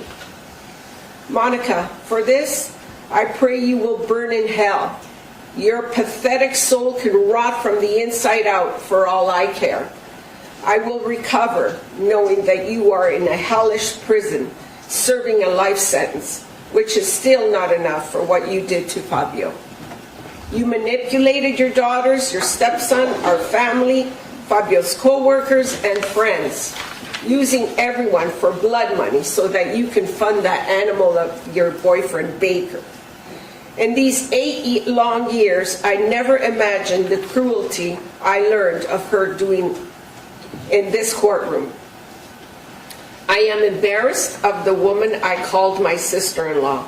I never saw the side of her that was sex-crazed and demonic, seeking out swingers and seeking out sex on apps. I will never forget the moment I lost Fabio. Monica called and said, "They killed Fabio." My mother screamed that echoed through the neighborhood. My husband and son sobbed uncontrollably, frozen by the unbearable pain. My husband held me tightly, urging me to breathe before I blacked out again. Only meds would ease the pain and the emptiness.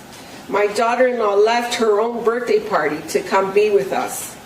We couldn't even begin to pull ourselves together for a long time. Monica said in front of all of us to carry no negativity in this house. Fabio would say, "Charge that mountain," and repeated it to us. What a gutless bitch, inviting the scumbag Baker to the wake after the funeral.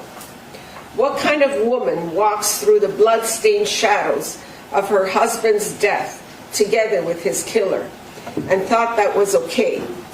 Every single conversation I had with her was about life insurance money, like that was her greatest tragedy, not the murder of her husband.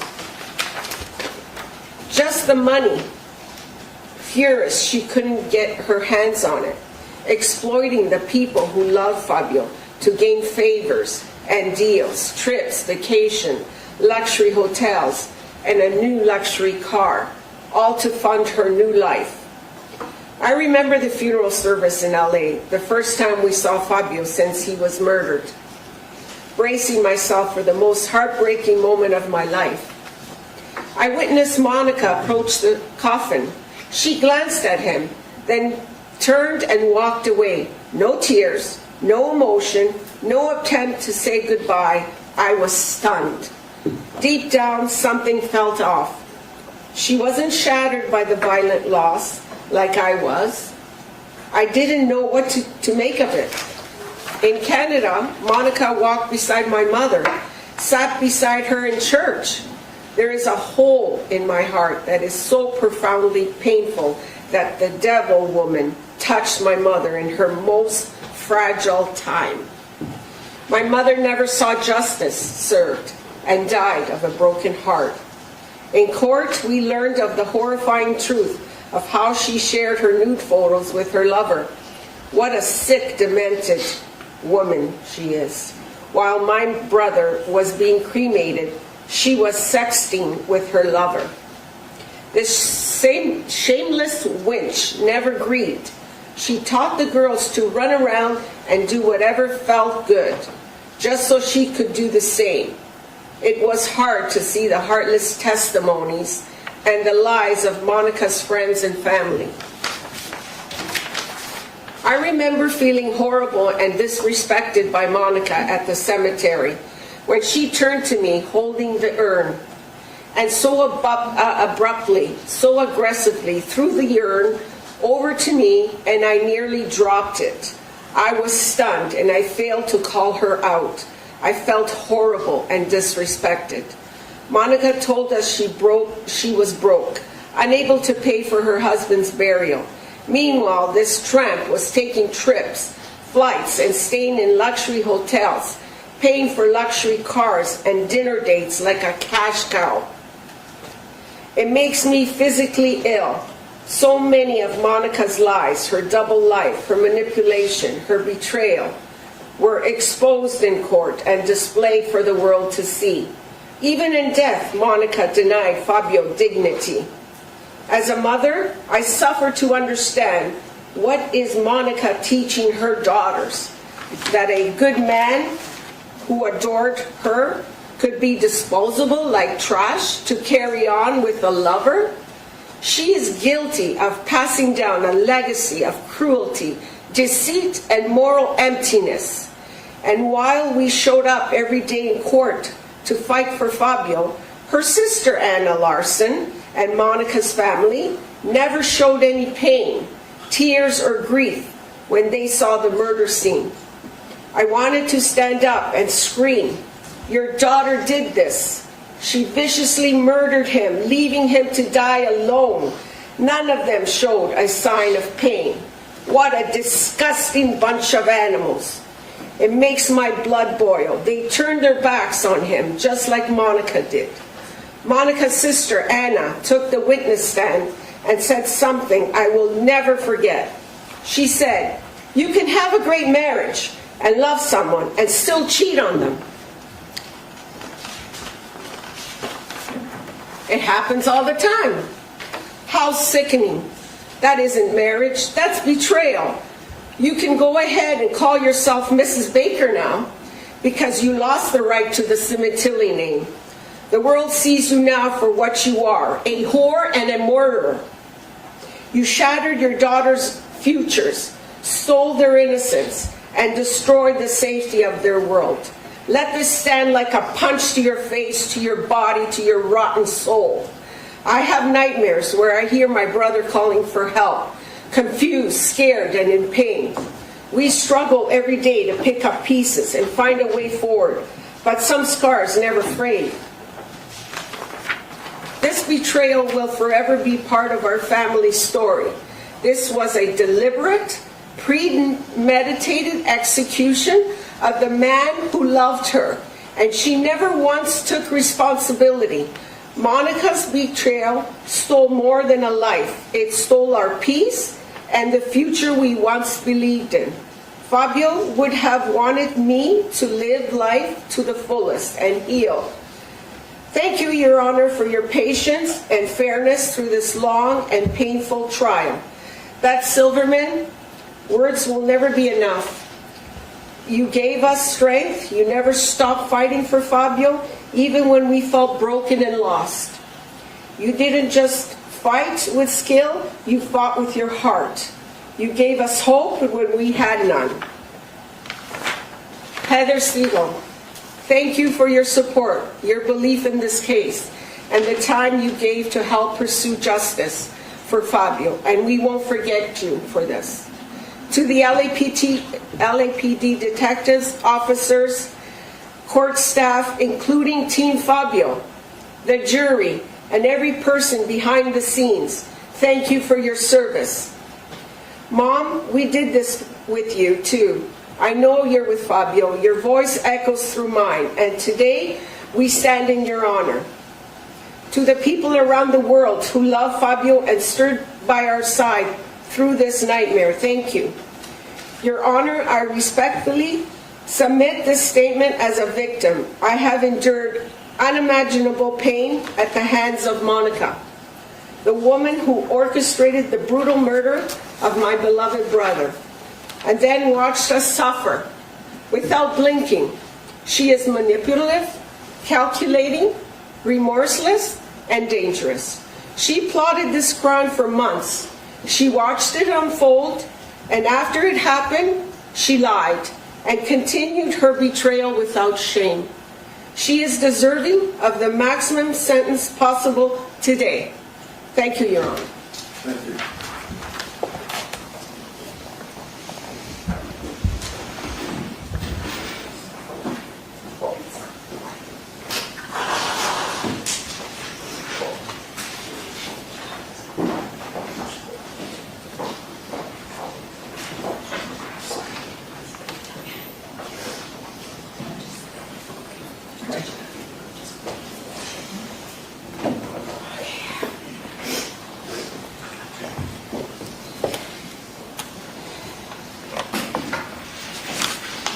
Good morning, Your Honor, members of the court. My name is Monica Sementilli, and I want to apologize in advance if some of my words may offend. There has been no deeper pain than losing Fabio at the hands of betrayal from the woman he honored. What Monica did shattered more than just my life. The details of her lies tore through my heart as I sat in this courtroom. Every single day, I feel pain as I think of Fabio, of what he might have felt and saw as his life flashed before him just before his death. The faces of Baker and Austin repeatedly attacking him, and knowing that Monica was behind his heinous attack. It haunts me to think how much my brother suffered, that it brings me to my knees. He was sitting in his special chair, the one place he treasured, and it tears a strip from my soul thinking about Monica's sentencing and how I pray she has a life in a prison for her life sentence. Fabio Sementilli was more than a man. He was a beacon of light, of love, and of loyalty. He lived with a full heart, opening his life to help others see their potential. I loved him every day, and I miss him terribly. He treated his family and friends with respect and was loyal to a fault.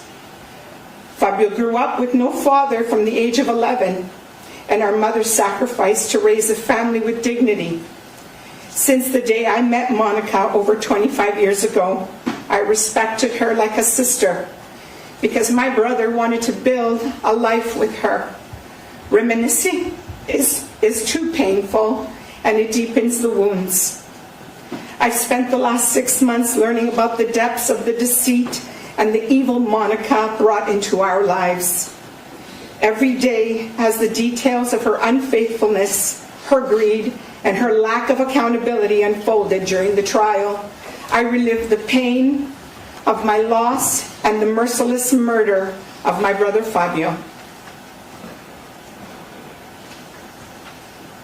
We came to this courtroom for 72 days seeking justice, and I found solace in the testimonies of people who loved and honored my brother. With little to no sleep, I wanted to be here in this very courtroom for him. I am forever proud of my brother, and I will always remember his boyish smile, beaming with pride as he created his magic, styling and shaping hair like a magician. He loved being a hairstylist behind the chair. He worked hard as a vice president for the Wella division at P&G. With his team, he proudly chartered new paths and took huge strides to make a difference in the hair industry. For my brother, this was an American dream. His memory will forever live, especially in the hearts of hundreds of thousands of people who support him and our family. Today, I want to mark the first day of my journey on letting go of the pain, the horror, and the betrayal I witnessed here in this courtroom. I will no longer hold back. I will forge a path to return to a life filled with joy, family, and friends. I was lucky to work alongside Fabio for over 30 years, and I would often hear him speak highly of his family and his children, especially his wife Monica. He treated her like royalty, purchased a family home on Queen Victoria Street in LA, and called her his queen. He couldn't wait to get home to his girls and proudly posted about his family. He called her Poots. The world is grieving as they learned of the details of her treachery, an attack planned for nothing more than lust and greed. I am certain that if Fabio had known Monica wanted to be treated like a slut by a sex offender, he wouldn't have ever had to work so hard to offer her a beautiful life. Just over 8 years ago, everything changed. Our lives were turned upside down, and we found ourselves drowning in sorrow and despair. The pain of discovering the extent of Monica's betrayal, her involvement with Baker, her manipulation of our family, and ultimately the cold-blooded murder of my brother, It chokes me. Sometimes I can't describe the agony. I talk about him every day. It's the only thing that helps me cope. I speak his name to replace the pain of grief with the sound of love. It's the only way I know how to survive this nightmare. There are days I cannot even breathe as my throat chokes. My throat closes and I can't speak. I cannot function because the weight of Fabio's murder sits so heavily on my chest. As I learned, Monica and her entire family refused to even say his name, as if pretending he never existed relieves them of their guilt. I've watched in horror, and I've been put through hell as Monica and the Crescentini family taught Fabio's daughters not to grieve, not to cry, and not to honor their father, and ignore the facts and the evidence, having no respect for authority, this court, and the pursuit of justice. Sometimes I wish I could just shake them to show them that they are being lied to. They withheld Fabio's property, a memento from my dying mother. Her heart was broken, and none of them cared. My nieces should be asking the questions, why did our mother bring that predator into our home? Why did she let him sit at our home table? Why did she let him sleep in their father's bed? They should have been fighting to uncover how their mother could be capable of something so vile. Monica destroyed their foundation, their sense of truth, and their ability to grieve. It's heartbreakingly clear she never protected her daughters. She was using them. Your Honor, what Monica did to her daughters and to my nephew Luigi is unforgivable. This is yet another crime in itself. Her sentence should reflect more than just murder. It should reflect the long-term psychological destruction she caused in their lives. She had the audacity to demand a trial and parade around like a woman wronged. And in the end, she exposed not only her shameful affair, but the truth of the kind of mother she was. She is a complete and utter stupid bitch. Watching her dressed like a slut for Baker, living 6 months off of blood money, only a devil can manipulate a reality to suit her comforts. In all my worst nightmares, I could never have fathomed this calculated plan. Monica, you are a demon. She can't even look at me.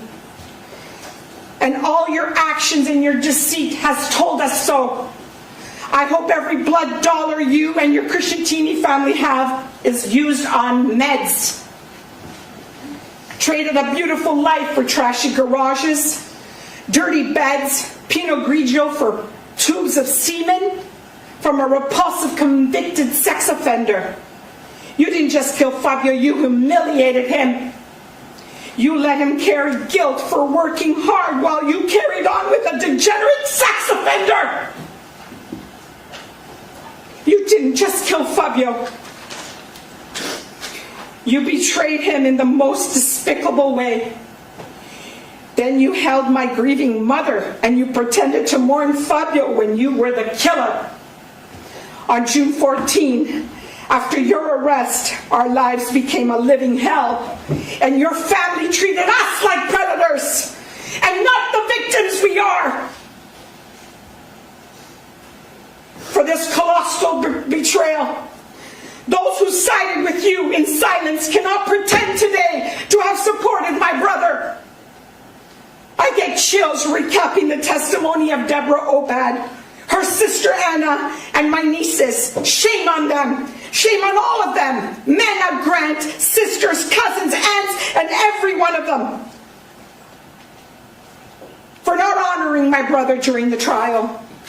Deborah Obad enjoyed the drama. And I can never understand this sick obsession. She called me the night of the arrest in June and said, Monica's family is looking for the best lawyer money can buy. The Crescentini family stood by and allowed Monica's treachery to fester. The silence is as violent as the act itself. She traded lust for love, family for filth, decency for destruction. She masterminded this egregious murder on my brother. She resorted to murder to make room for Baker.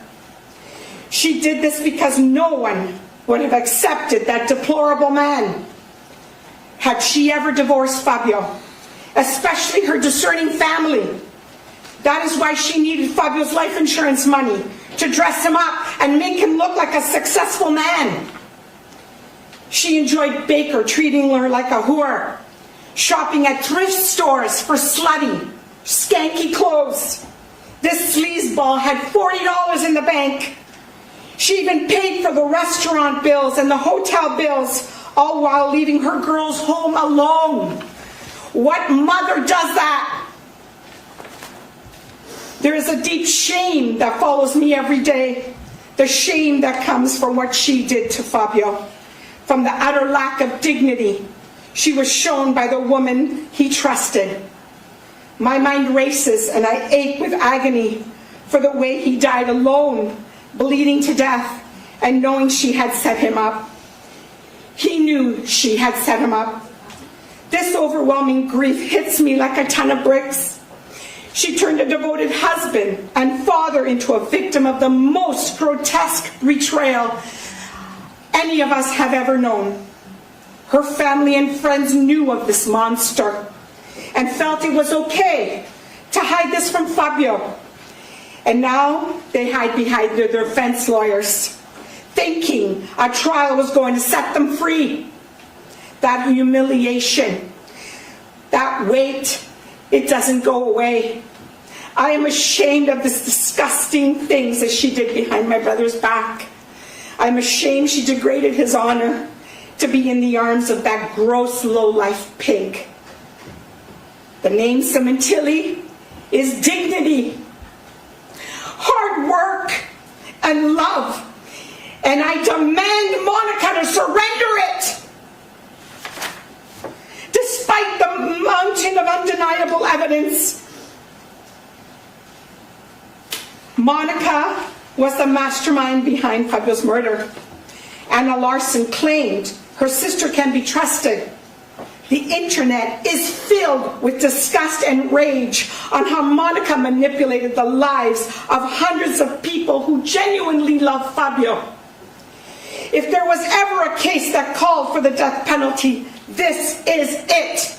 Monica Crescentini and the co-conspirators acted with such depravity, such calculated cruelty, such complete disregard for human life, that it's clear they represented exactly the kind of evil for what the death penalty was intended. She could have chosen divorce and let my brother live. This disgusting pig before you had 2 legs, which the whole world saw, and she could have quite capably go to work to earn a living to support her and her sex-crazed fantasies instead of choosing a murder. After years of agony, the truth has triumphed. On April 11, Monica Sementilli was found guilty, and in that moment, for the first time in over 8 years, I felt the weight of injustice begin to lift. I will carry with me for the rest of my life a deep gratitude for the 12 individuals who honored their sacred duty. They listened and they made sure Monica was held accountable for all the destruction she caused. Judge Cohen, I thank you for your strength, your fairness, and for making our family feel justice did not fail. You created a courtroom where truth was protected and my brother's dignity restored, even in death. Thank you, Beth Silverman and Heather Segal, for your strength, the intelligence, and the unwavering pursuit of justice, making us proud beyond words. You fought with dignity, with respect, and with an unshakable resolve.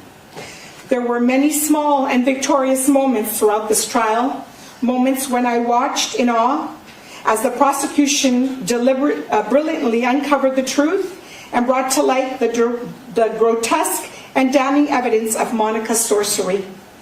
Each moment was a step closer to justice. The Sementilli family loves you all.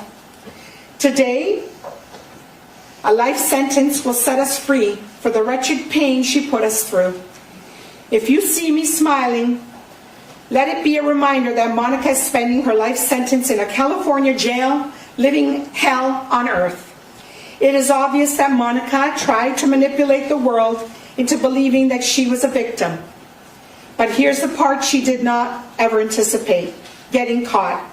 And what a beautifully orchestrated sting operation the world watched during the arrest. Monica will never again experience the joy, love, or excitement that Fabio brought into her room. She will never know what it's like to be truly loved again the way Fabio loved her. Your Honor, I must admit, I Googled what happens in a female prison. I needed to know. And I read that the inmates ensure newcomers get a brutal welcome. Bathrooms and showers will always be perpetually nauseated with feces and urine bombs, disgusting food, female on female, and poor hygiene. And I can't deny I like the sounds of that. With every holiday, I will grow more at peace knowing Monica's eating food that even the rats don't want to eat. In honor of my brother, I am ready to make the most of life because that's what Fabio would have wanted for me. I will cherish the memories of his love, his laughter, and his strength. With my grandkids and my family, I will always remember him with pride. To my beloved brother, Fabio, you can finally rest now. Let your love and our words rest your soul. Justice has been served here on earth, and the burden you carried in silence is no longer yours to bear. You are free. Let peace wrap around you like a warm blanket, and may the pain of betrayal and sorrow be left behind. Go now. Go to the arms of those who went before you, our father, our mother, our uncles and cousins. They're waiting to welcome you into God's eternal embrace. You are safe now.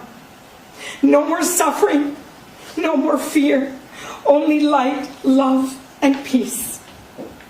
In honor of you, I will always remember the man you were, no matter what. You always put others first. I will make sure your legacy endures. I will continue to talk about you and ensure you are never forgotten. I will keep your daughters in my prayers and your son in my heart, and hope that one day that the Crescentini family will cut off the unhealthy hold they have on your daughters. And for you, Monica, your name will forever be synonymous with betrayal, deception, and the murder of Fabio Sementilli. I urge all his loved ones to dedicate today, June 23rd, to Fabio's memory. Break open champagne and celebrate with us, and include our glorious brother Fabio in all your prayers, because Fabio won, the prosecution won, and the Sementilli family won! Thank you.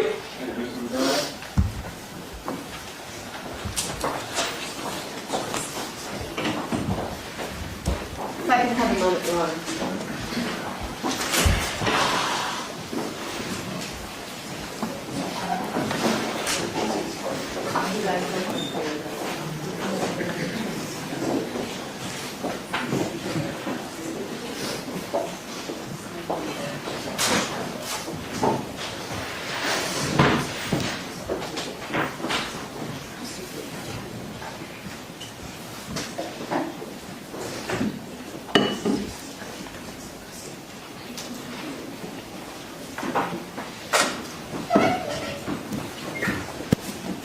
Good morning, Your Honor, members of the court, and all present.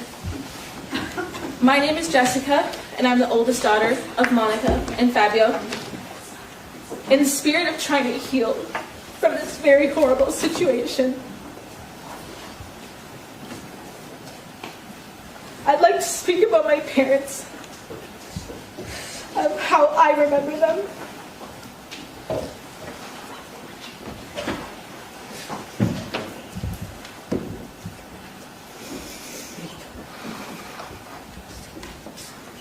Every day growing up, my dad would send my sister and me off into the world with the same words: be smart, be strong, chin up, and charge the mountain. That mantra became the foundation of how we live our lives. My dad was our pillar of strength, steady, present, full of wisdom. He taught us how to be brave, how to be kind, and how to show up for the people we love. He taught us to climb our mountains, no matter how steep, like this one right here. I miss him every goddamn day. I think about him constantly. I talk about him to my friends, to my family, to anyone who will listen to me, because I want to keep his memory alive. I often watch old home videos just to hear his voice, to hear his laugh. I want to remember what it felt like to have a dad, to be wrapped in that kind of love and the protection. I wanted nothing more in my life than to make him proud, to see his smile when I succeeded, and to hear him say that he believed in me. We used to have these family meetings, and at the end of each one, we'd all put our hands in together, and we'd chant Sementilli power. I used to think it was so cheesy. Now I treasure it. I'd give anything to just sit in one more of those meetings. I know how lucky I was to have a dad like him. He was the best dad anyone could ask for. I have to remind myself that it's better to have had him and lost him than to have never had him at all. I still feel him around me. I hear his voice all the time. When someone I love says something he would have said, I know it's him there with me. When I got my acceptance letter to UCLA, all I wanted to do was to call my dad and to tell him. When I started to cry, heartbroken that I couldn't share that with him, I looked up and I saw someone wearing a sweatshirt with his alma mater on it. I know that was my dad, and I know that was him telling me that I'm here, and I see you, and I hold on to all moments like that. And then there's my mom, my rock. When you're young, you don't realize that your parents are figuring out life too. It's their first time too. My mom had me when she was my age now, and I think about that a lot. How young she was, how brave she had to be. She moved away from her own life and family to support my dad's career, and she did it without asking for anything in return. She gave her entire self to us. She was always there at every school event, every heartbreak, every milestone. She's the most supportive, selfless, funny, and loving person that I know. And she's strong. She taught my sister and I what it means to be a woman, to show up, to fight for your family, and to give love freely. Growing up, I had a learning disability in math, and there were so many teachers that told my mom that college wasn't in the cards for me. But my mom never let me believe that. She told me I could do anything I set my mind to. And because of her, I not only went to college, I made the dean's list, I graduated, I got into the #1 public university in the country, and now I'm earning my master's degree. That's the power of a mother's love. For the past 8 years, my sister and I have lived with an open wound. And during these last 8 years, my grandparents, my aunts, my uncle, and my 3 cousins uprooted their lives so that they could come to Los Angeles to take care of us when no one else would. Myself, my aunt, and my grandmother needed to go to family court to ensure that my sister Isabella, who was 16 at the time, was not taken from us and placed into foster care. We needed to find a safe place to live and rebuild and reshape our lives. Now we're trying our best to move forward. We only had 5 months to grieve our father before we lost our mother too. I truly thought this trial would bring some kind of closure, that we'd be able to grieve together, the 3 of us, and begin healing. But instead, my sister and I are going to be doing what we've done the last 8 years.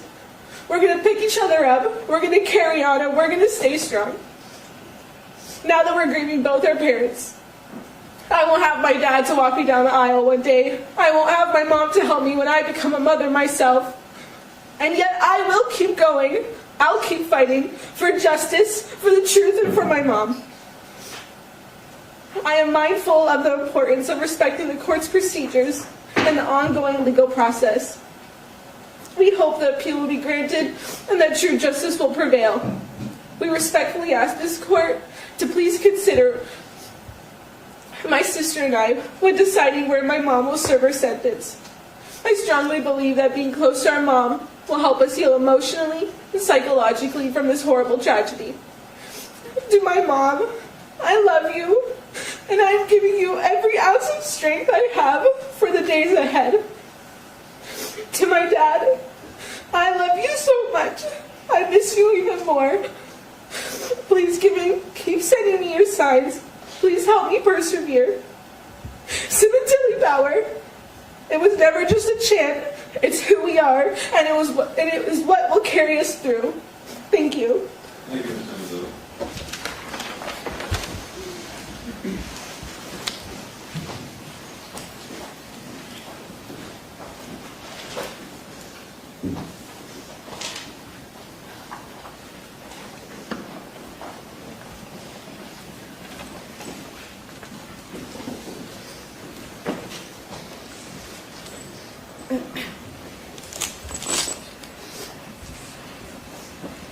Good morning, Judge Cohen, members of the court, and all present.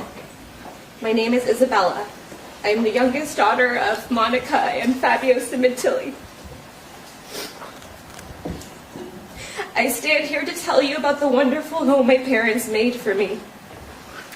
I urge you all to reconsider the picture that was painted of our family dynamic. I had the best childhood thanks to my mom and my dad. I had the most supportive parents who created a safe and loving home. My father was a man that I respected, trusted, and leaned on for comfort. He was front row with my mom, laughing and clapping at all of my school plays. He always asked me about my life, my friends. He truly cared to know about his daughter. Despite traveling a lot, my father made an effort to be present when he was home. He really listened to me. He taught me how to stand up for myself while still being respectful, and told me from a young age that the only opinion about myself that matters is my own. When you go to judge somebody, look in the mirror because that's usually what you want to fix about yourself. I'm grateful to have learned that so young. I get my hard work ethic from my father. He would jokingly ask who would become the hairdresser in the family and continue his legacy. I didn't know at the time that I would be the one following in his footsteps, but I thank him for guiding me to find my passion and lifelong career. I will continue my father's legacy in the hair industry, filling some big shoes, but in my own way. To those who knew my father, you also know how funny he was. My tears would turn to laughter in seconds. I'm confident I can speak on behalf of my sister and brother that we had the best father. Not many people got to know my father when he was home with his family. Once the suit and tie came off, that was the real Fabio I knew. And I feel lucky for that.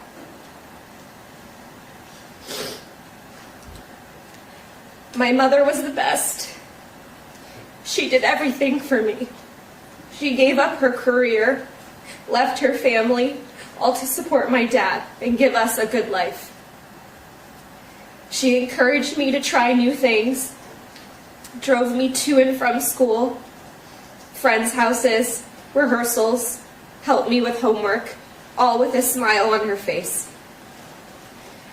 She built up my self-esteem after a heartbreak. She let me wear her dresses to school dances.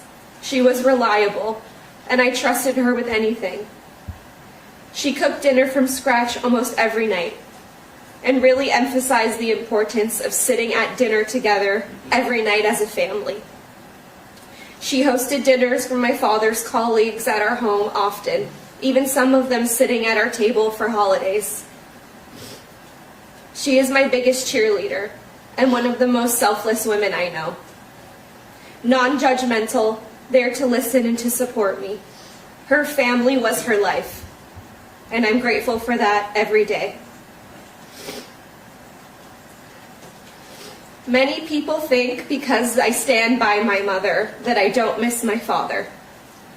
Let me say right now to those watching, that is false. I think about my dad every single day, wondering what he would be saying or what his advice would be. My dad was the biggest loss of my life, and it pains me that he will never know this version of me. But I know for a fact he would be proud of me speaking today, honoring our family in a positive way.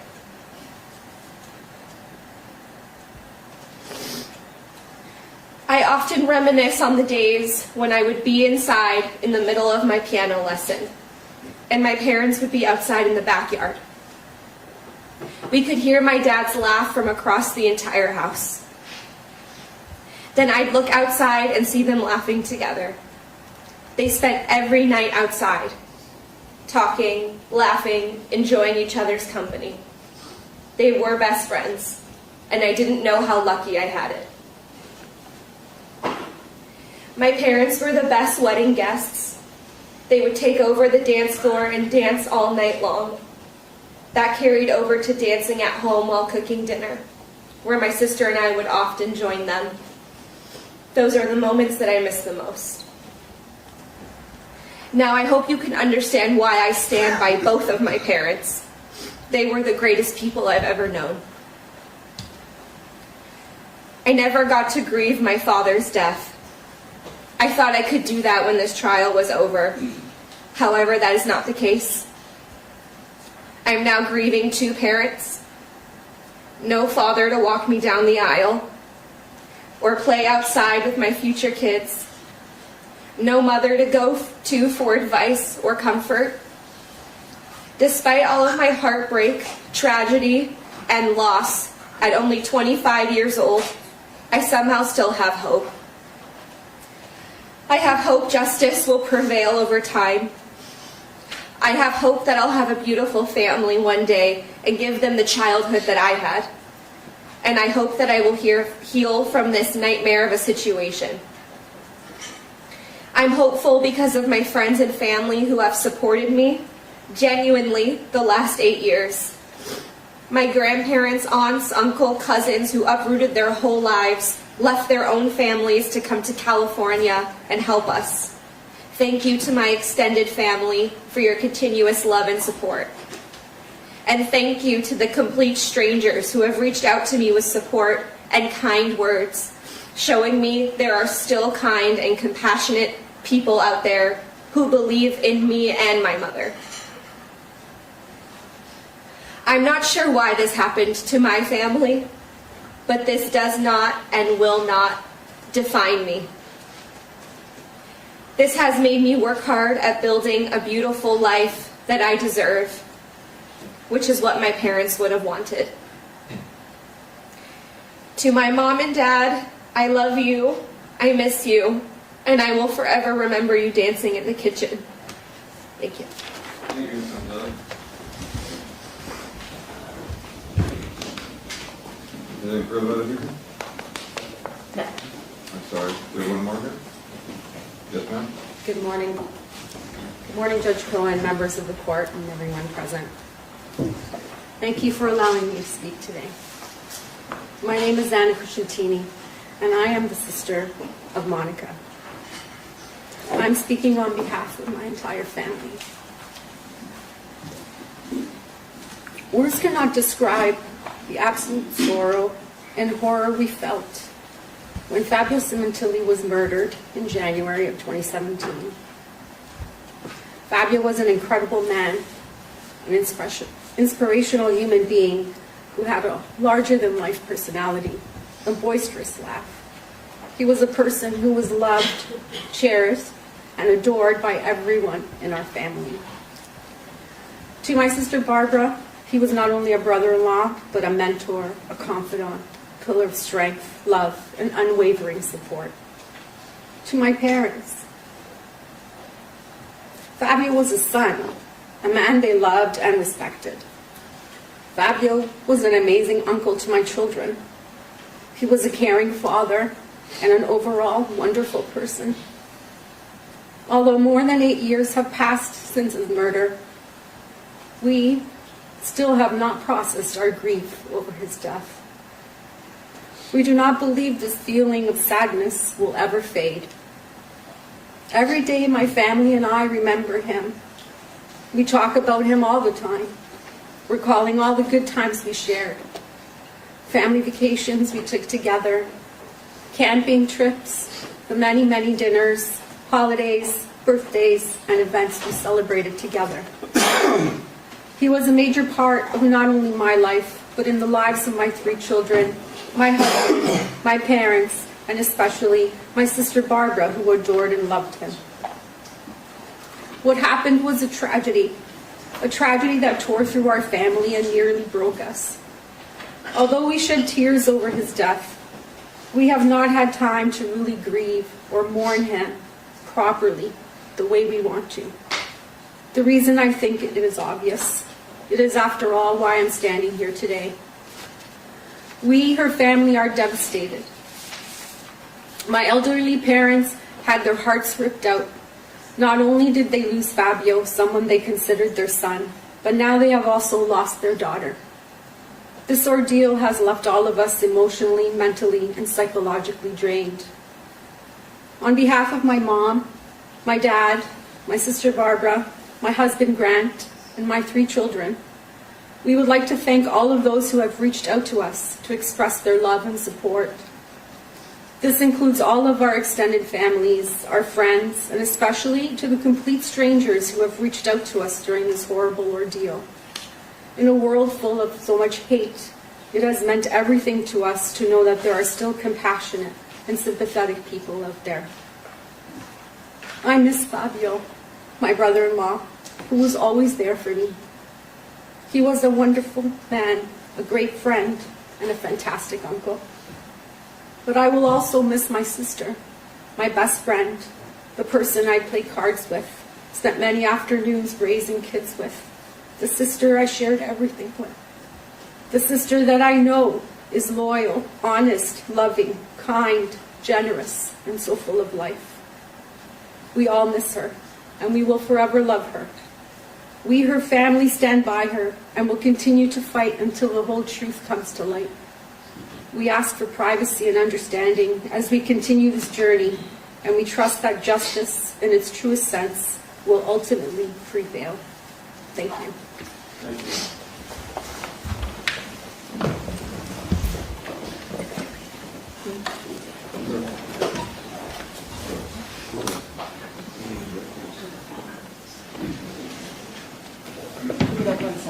I'm sorry? 1 second.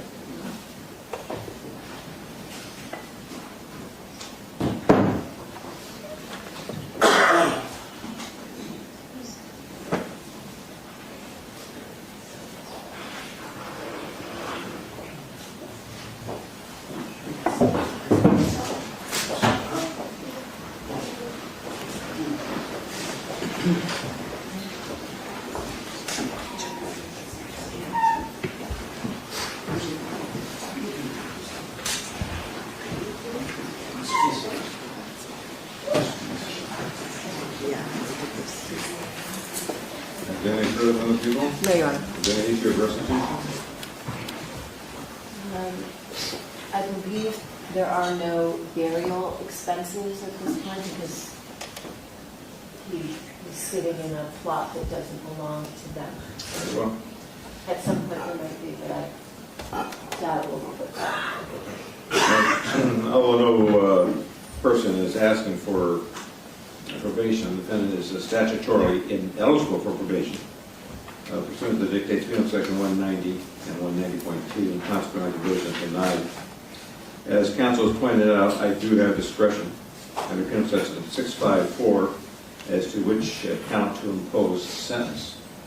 Listening to the evidence in this matter, I do find that the defendant was the mastermind in this conspiracy to commit murder. Baker did not have the intelligence to plan such a brutal, well-thought-out slaughter.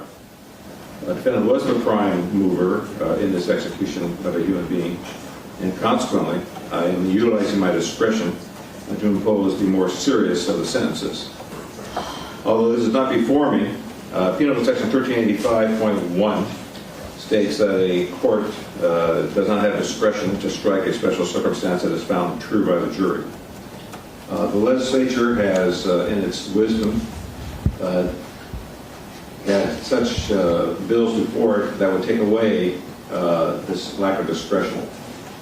For purposes of any future legislature, I must state now that if I had the discretion to strike a special circumstance, in this particular case, I would not. For the crime of convicted in count 1, violation of section 187, subsection A, murder in the first degree, with special circumstances having been found true, pursuant to section 190.2, subsection A, subsection 1, and 190.2, subsection A, subsection 15, we sentence the court as follows.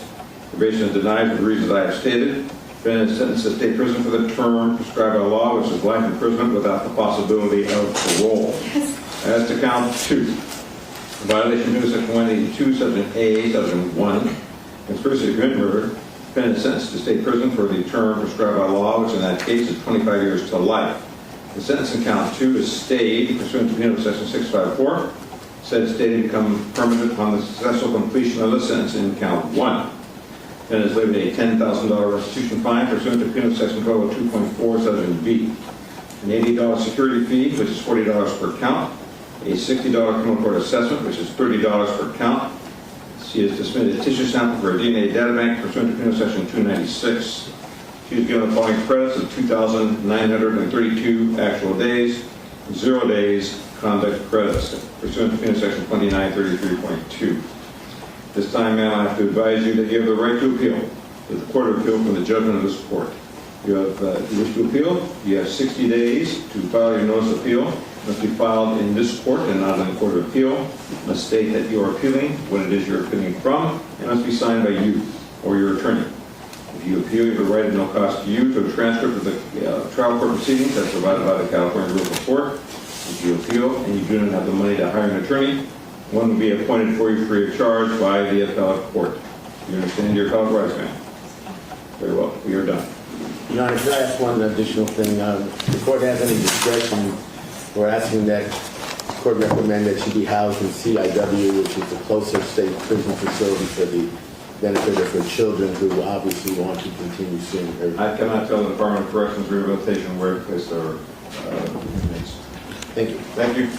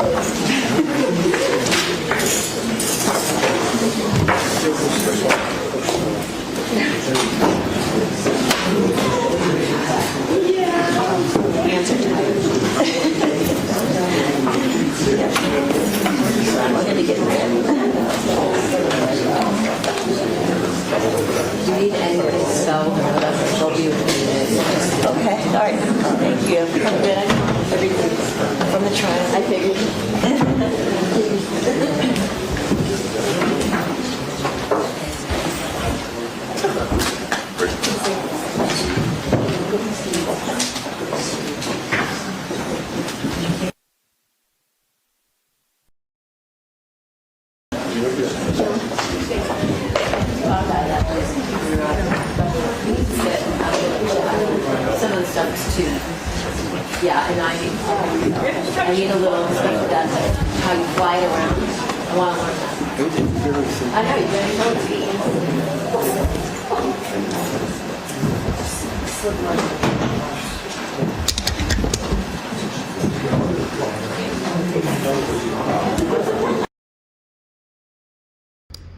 All right, so that is that. Monica, let me go through some of our notes that our fantastic mod squad took care of. So let's see. Levine asks and argues for a less severe sentence of 25 years, claiming it was Austin and Baker were the ones that carried out the crime. Beth disagrees, of course. Beth Silverman, who we watched through all the 39 days. She compares them to serial killers, we believe. She only had one, senseless murder driven solely by defendant's greed, her desire to get rid of her husband because he didn't serve a purpose to her anymore, lust. She compares her to a sociopath.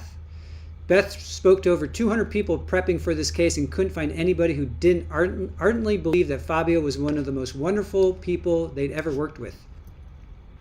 She was a habitual liar, zero remorse, took no responsibility. She's earned the right to spend the rest of her life in prison.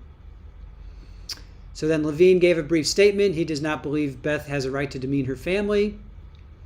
Then the victim's impact statements. So we have, let's get to their actual statements here.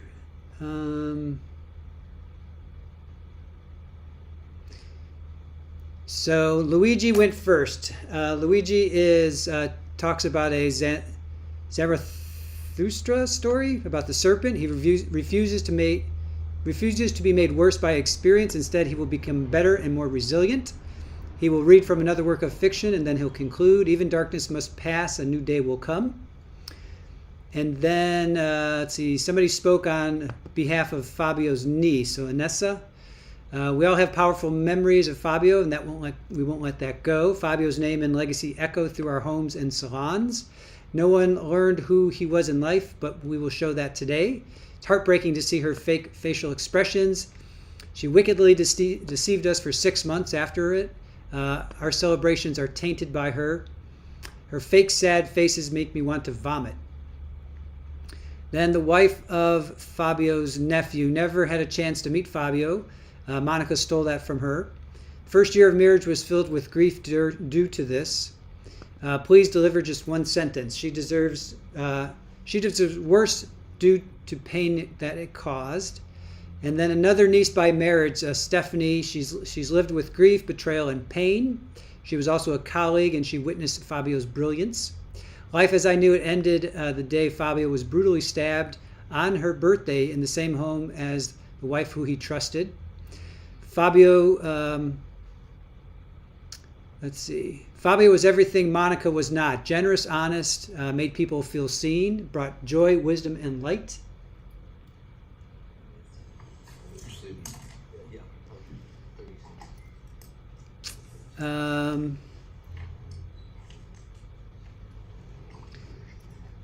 Fabio taught to believe in myself and build honest relationships, importance of family, taught me about the industry.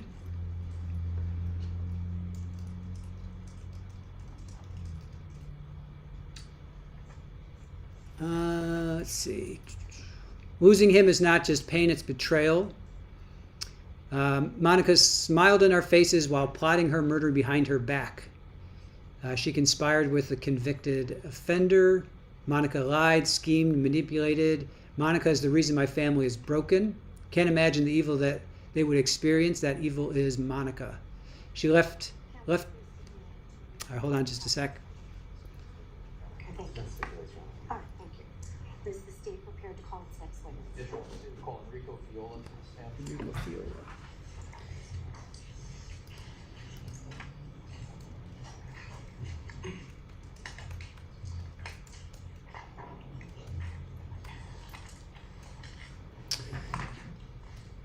All right. Praying to God that if some kind of sick joke, that things would go back to how they are, but they didn't and they never will. Then Fabio's nephew came up. Daniel, my words might fall on Monica's deaf ears, but it's our right to speak. Monica lost her right to be called Sementilli. Can't even fathom how demonic Monica is. I hope life without parole will sink in. He asked the judge to sentence her to the fullest extent for Fabio and her family. Then Luigi's mother, former wife of Fabio, came in. She's dismantled our family. She took the foundation of my home and my son's security. She goes into the affair. Monica invoked Italian roots when suited for her. She took Fabio from everyone with no remorse. She took what she wanted. All she cared about was sunbathing, picking outfits. She's nothing but a parasite. Then oldest nephew of Fabio describes how beautiful Fabio was.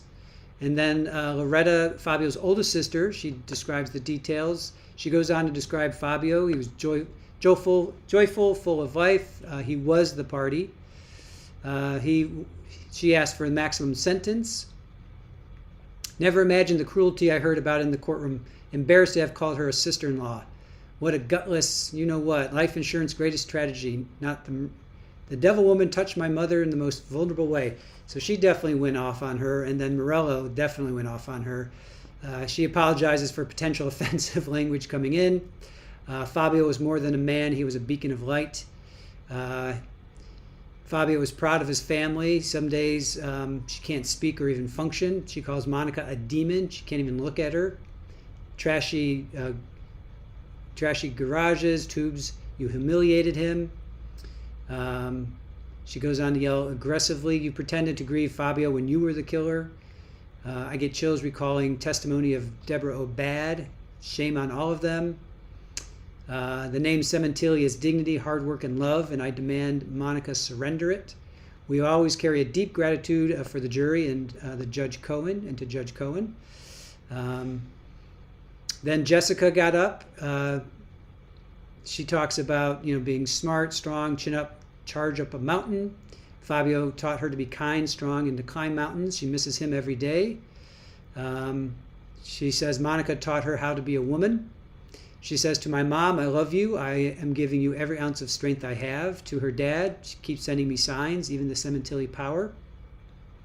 And then Isabella came up. She urges all to reconsider the picture of their family dynamic.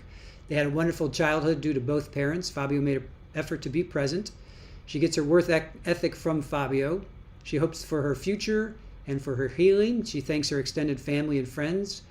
And then Anna Crescentini, who was Monica's sister, she's speaking on behalf of the whole family. She says words can't describe the horror when she heard of Fabio's murder.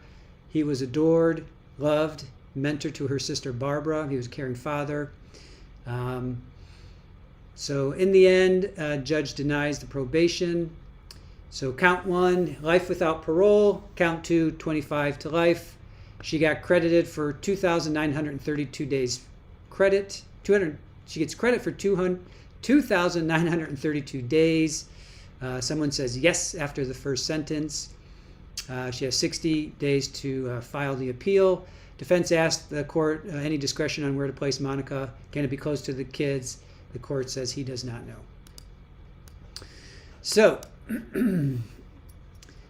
with that, we are going to end our coverage of Monica Sementilli sentencing. So please join us over at Connecticut versus Raul Valle. That's going on right now. We're in day 3.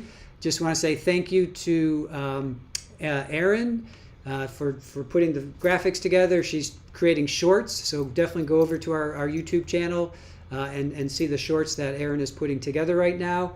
I want to thank our mod squad. I want to thank, I think it was Kristen, Irish Amy, and Capri Law for doing the notes.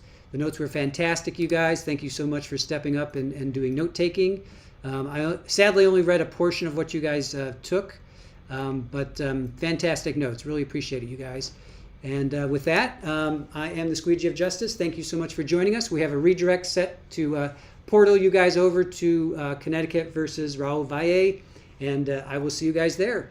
And if you are not interested in that trial, we have other trials coming up. We're going to be covering Stefan Stearns next month. We are going to be covering Donna Adelson, Corey Richens. We have all kinds of trials coming up for you guys. So definitely thank you for joining us, chat. Please join us over at Connecticut versus Raul Valle. And with that, we'll see you later. Bye. Let's see. Hold on. Let me go over here. And this.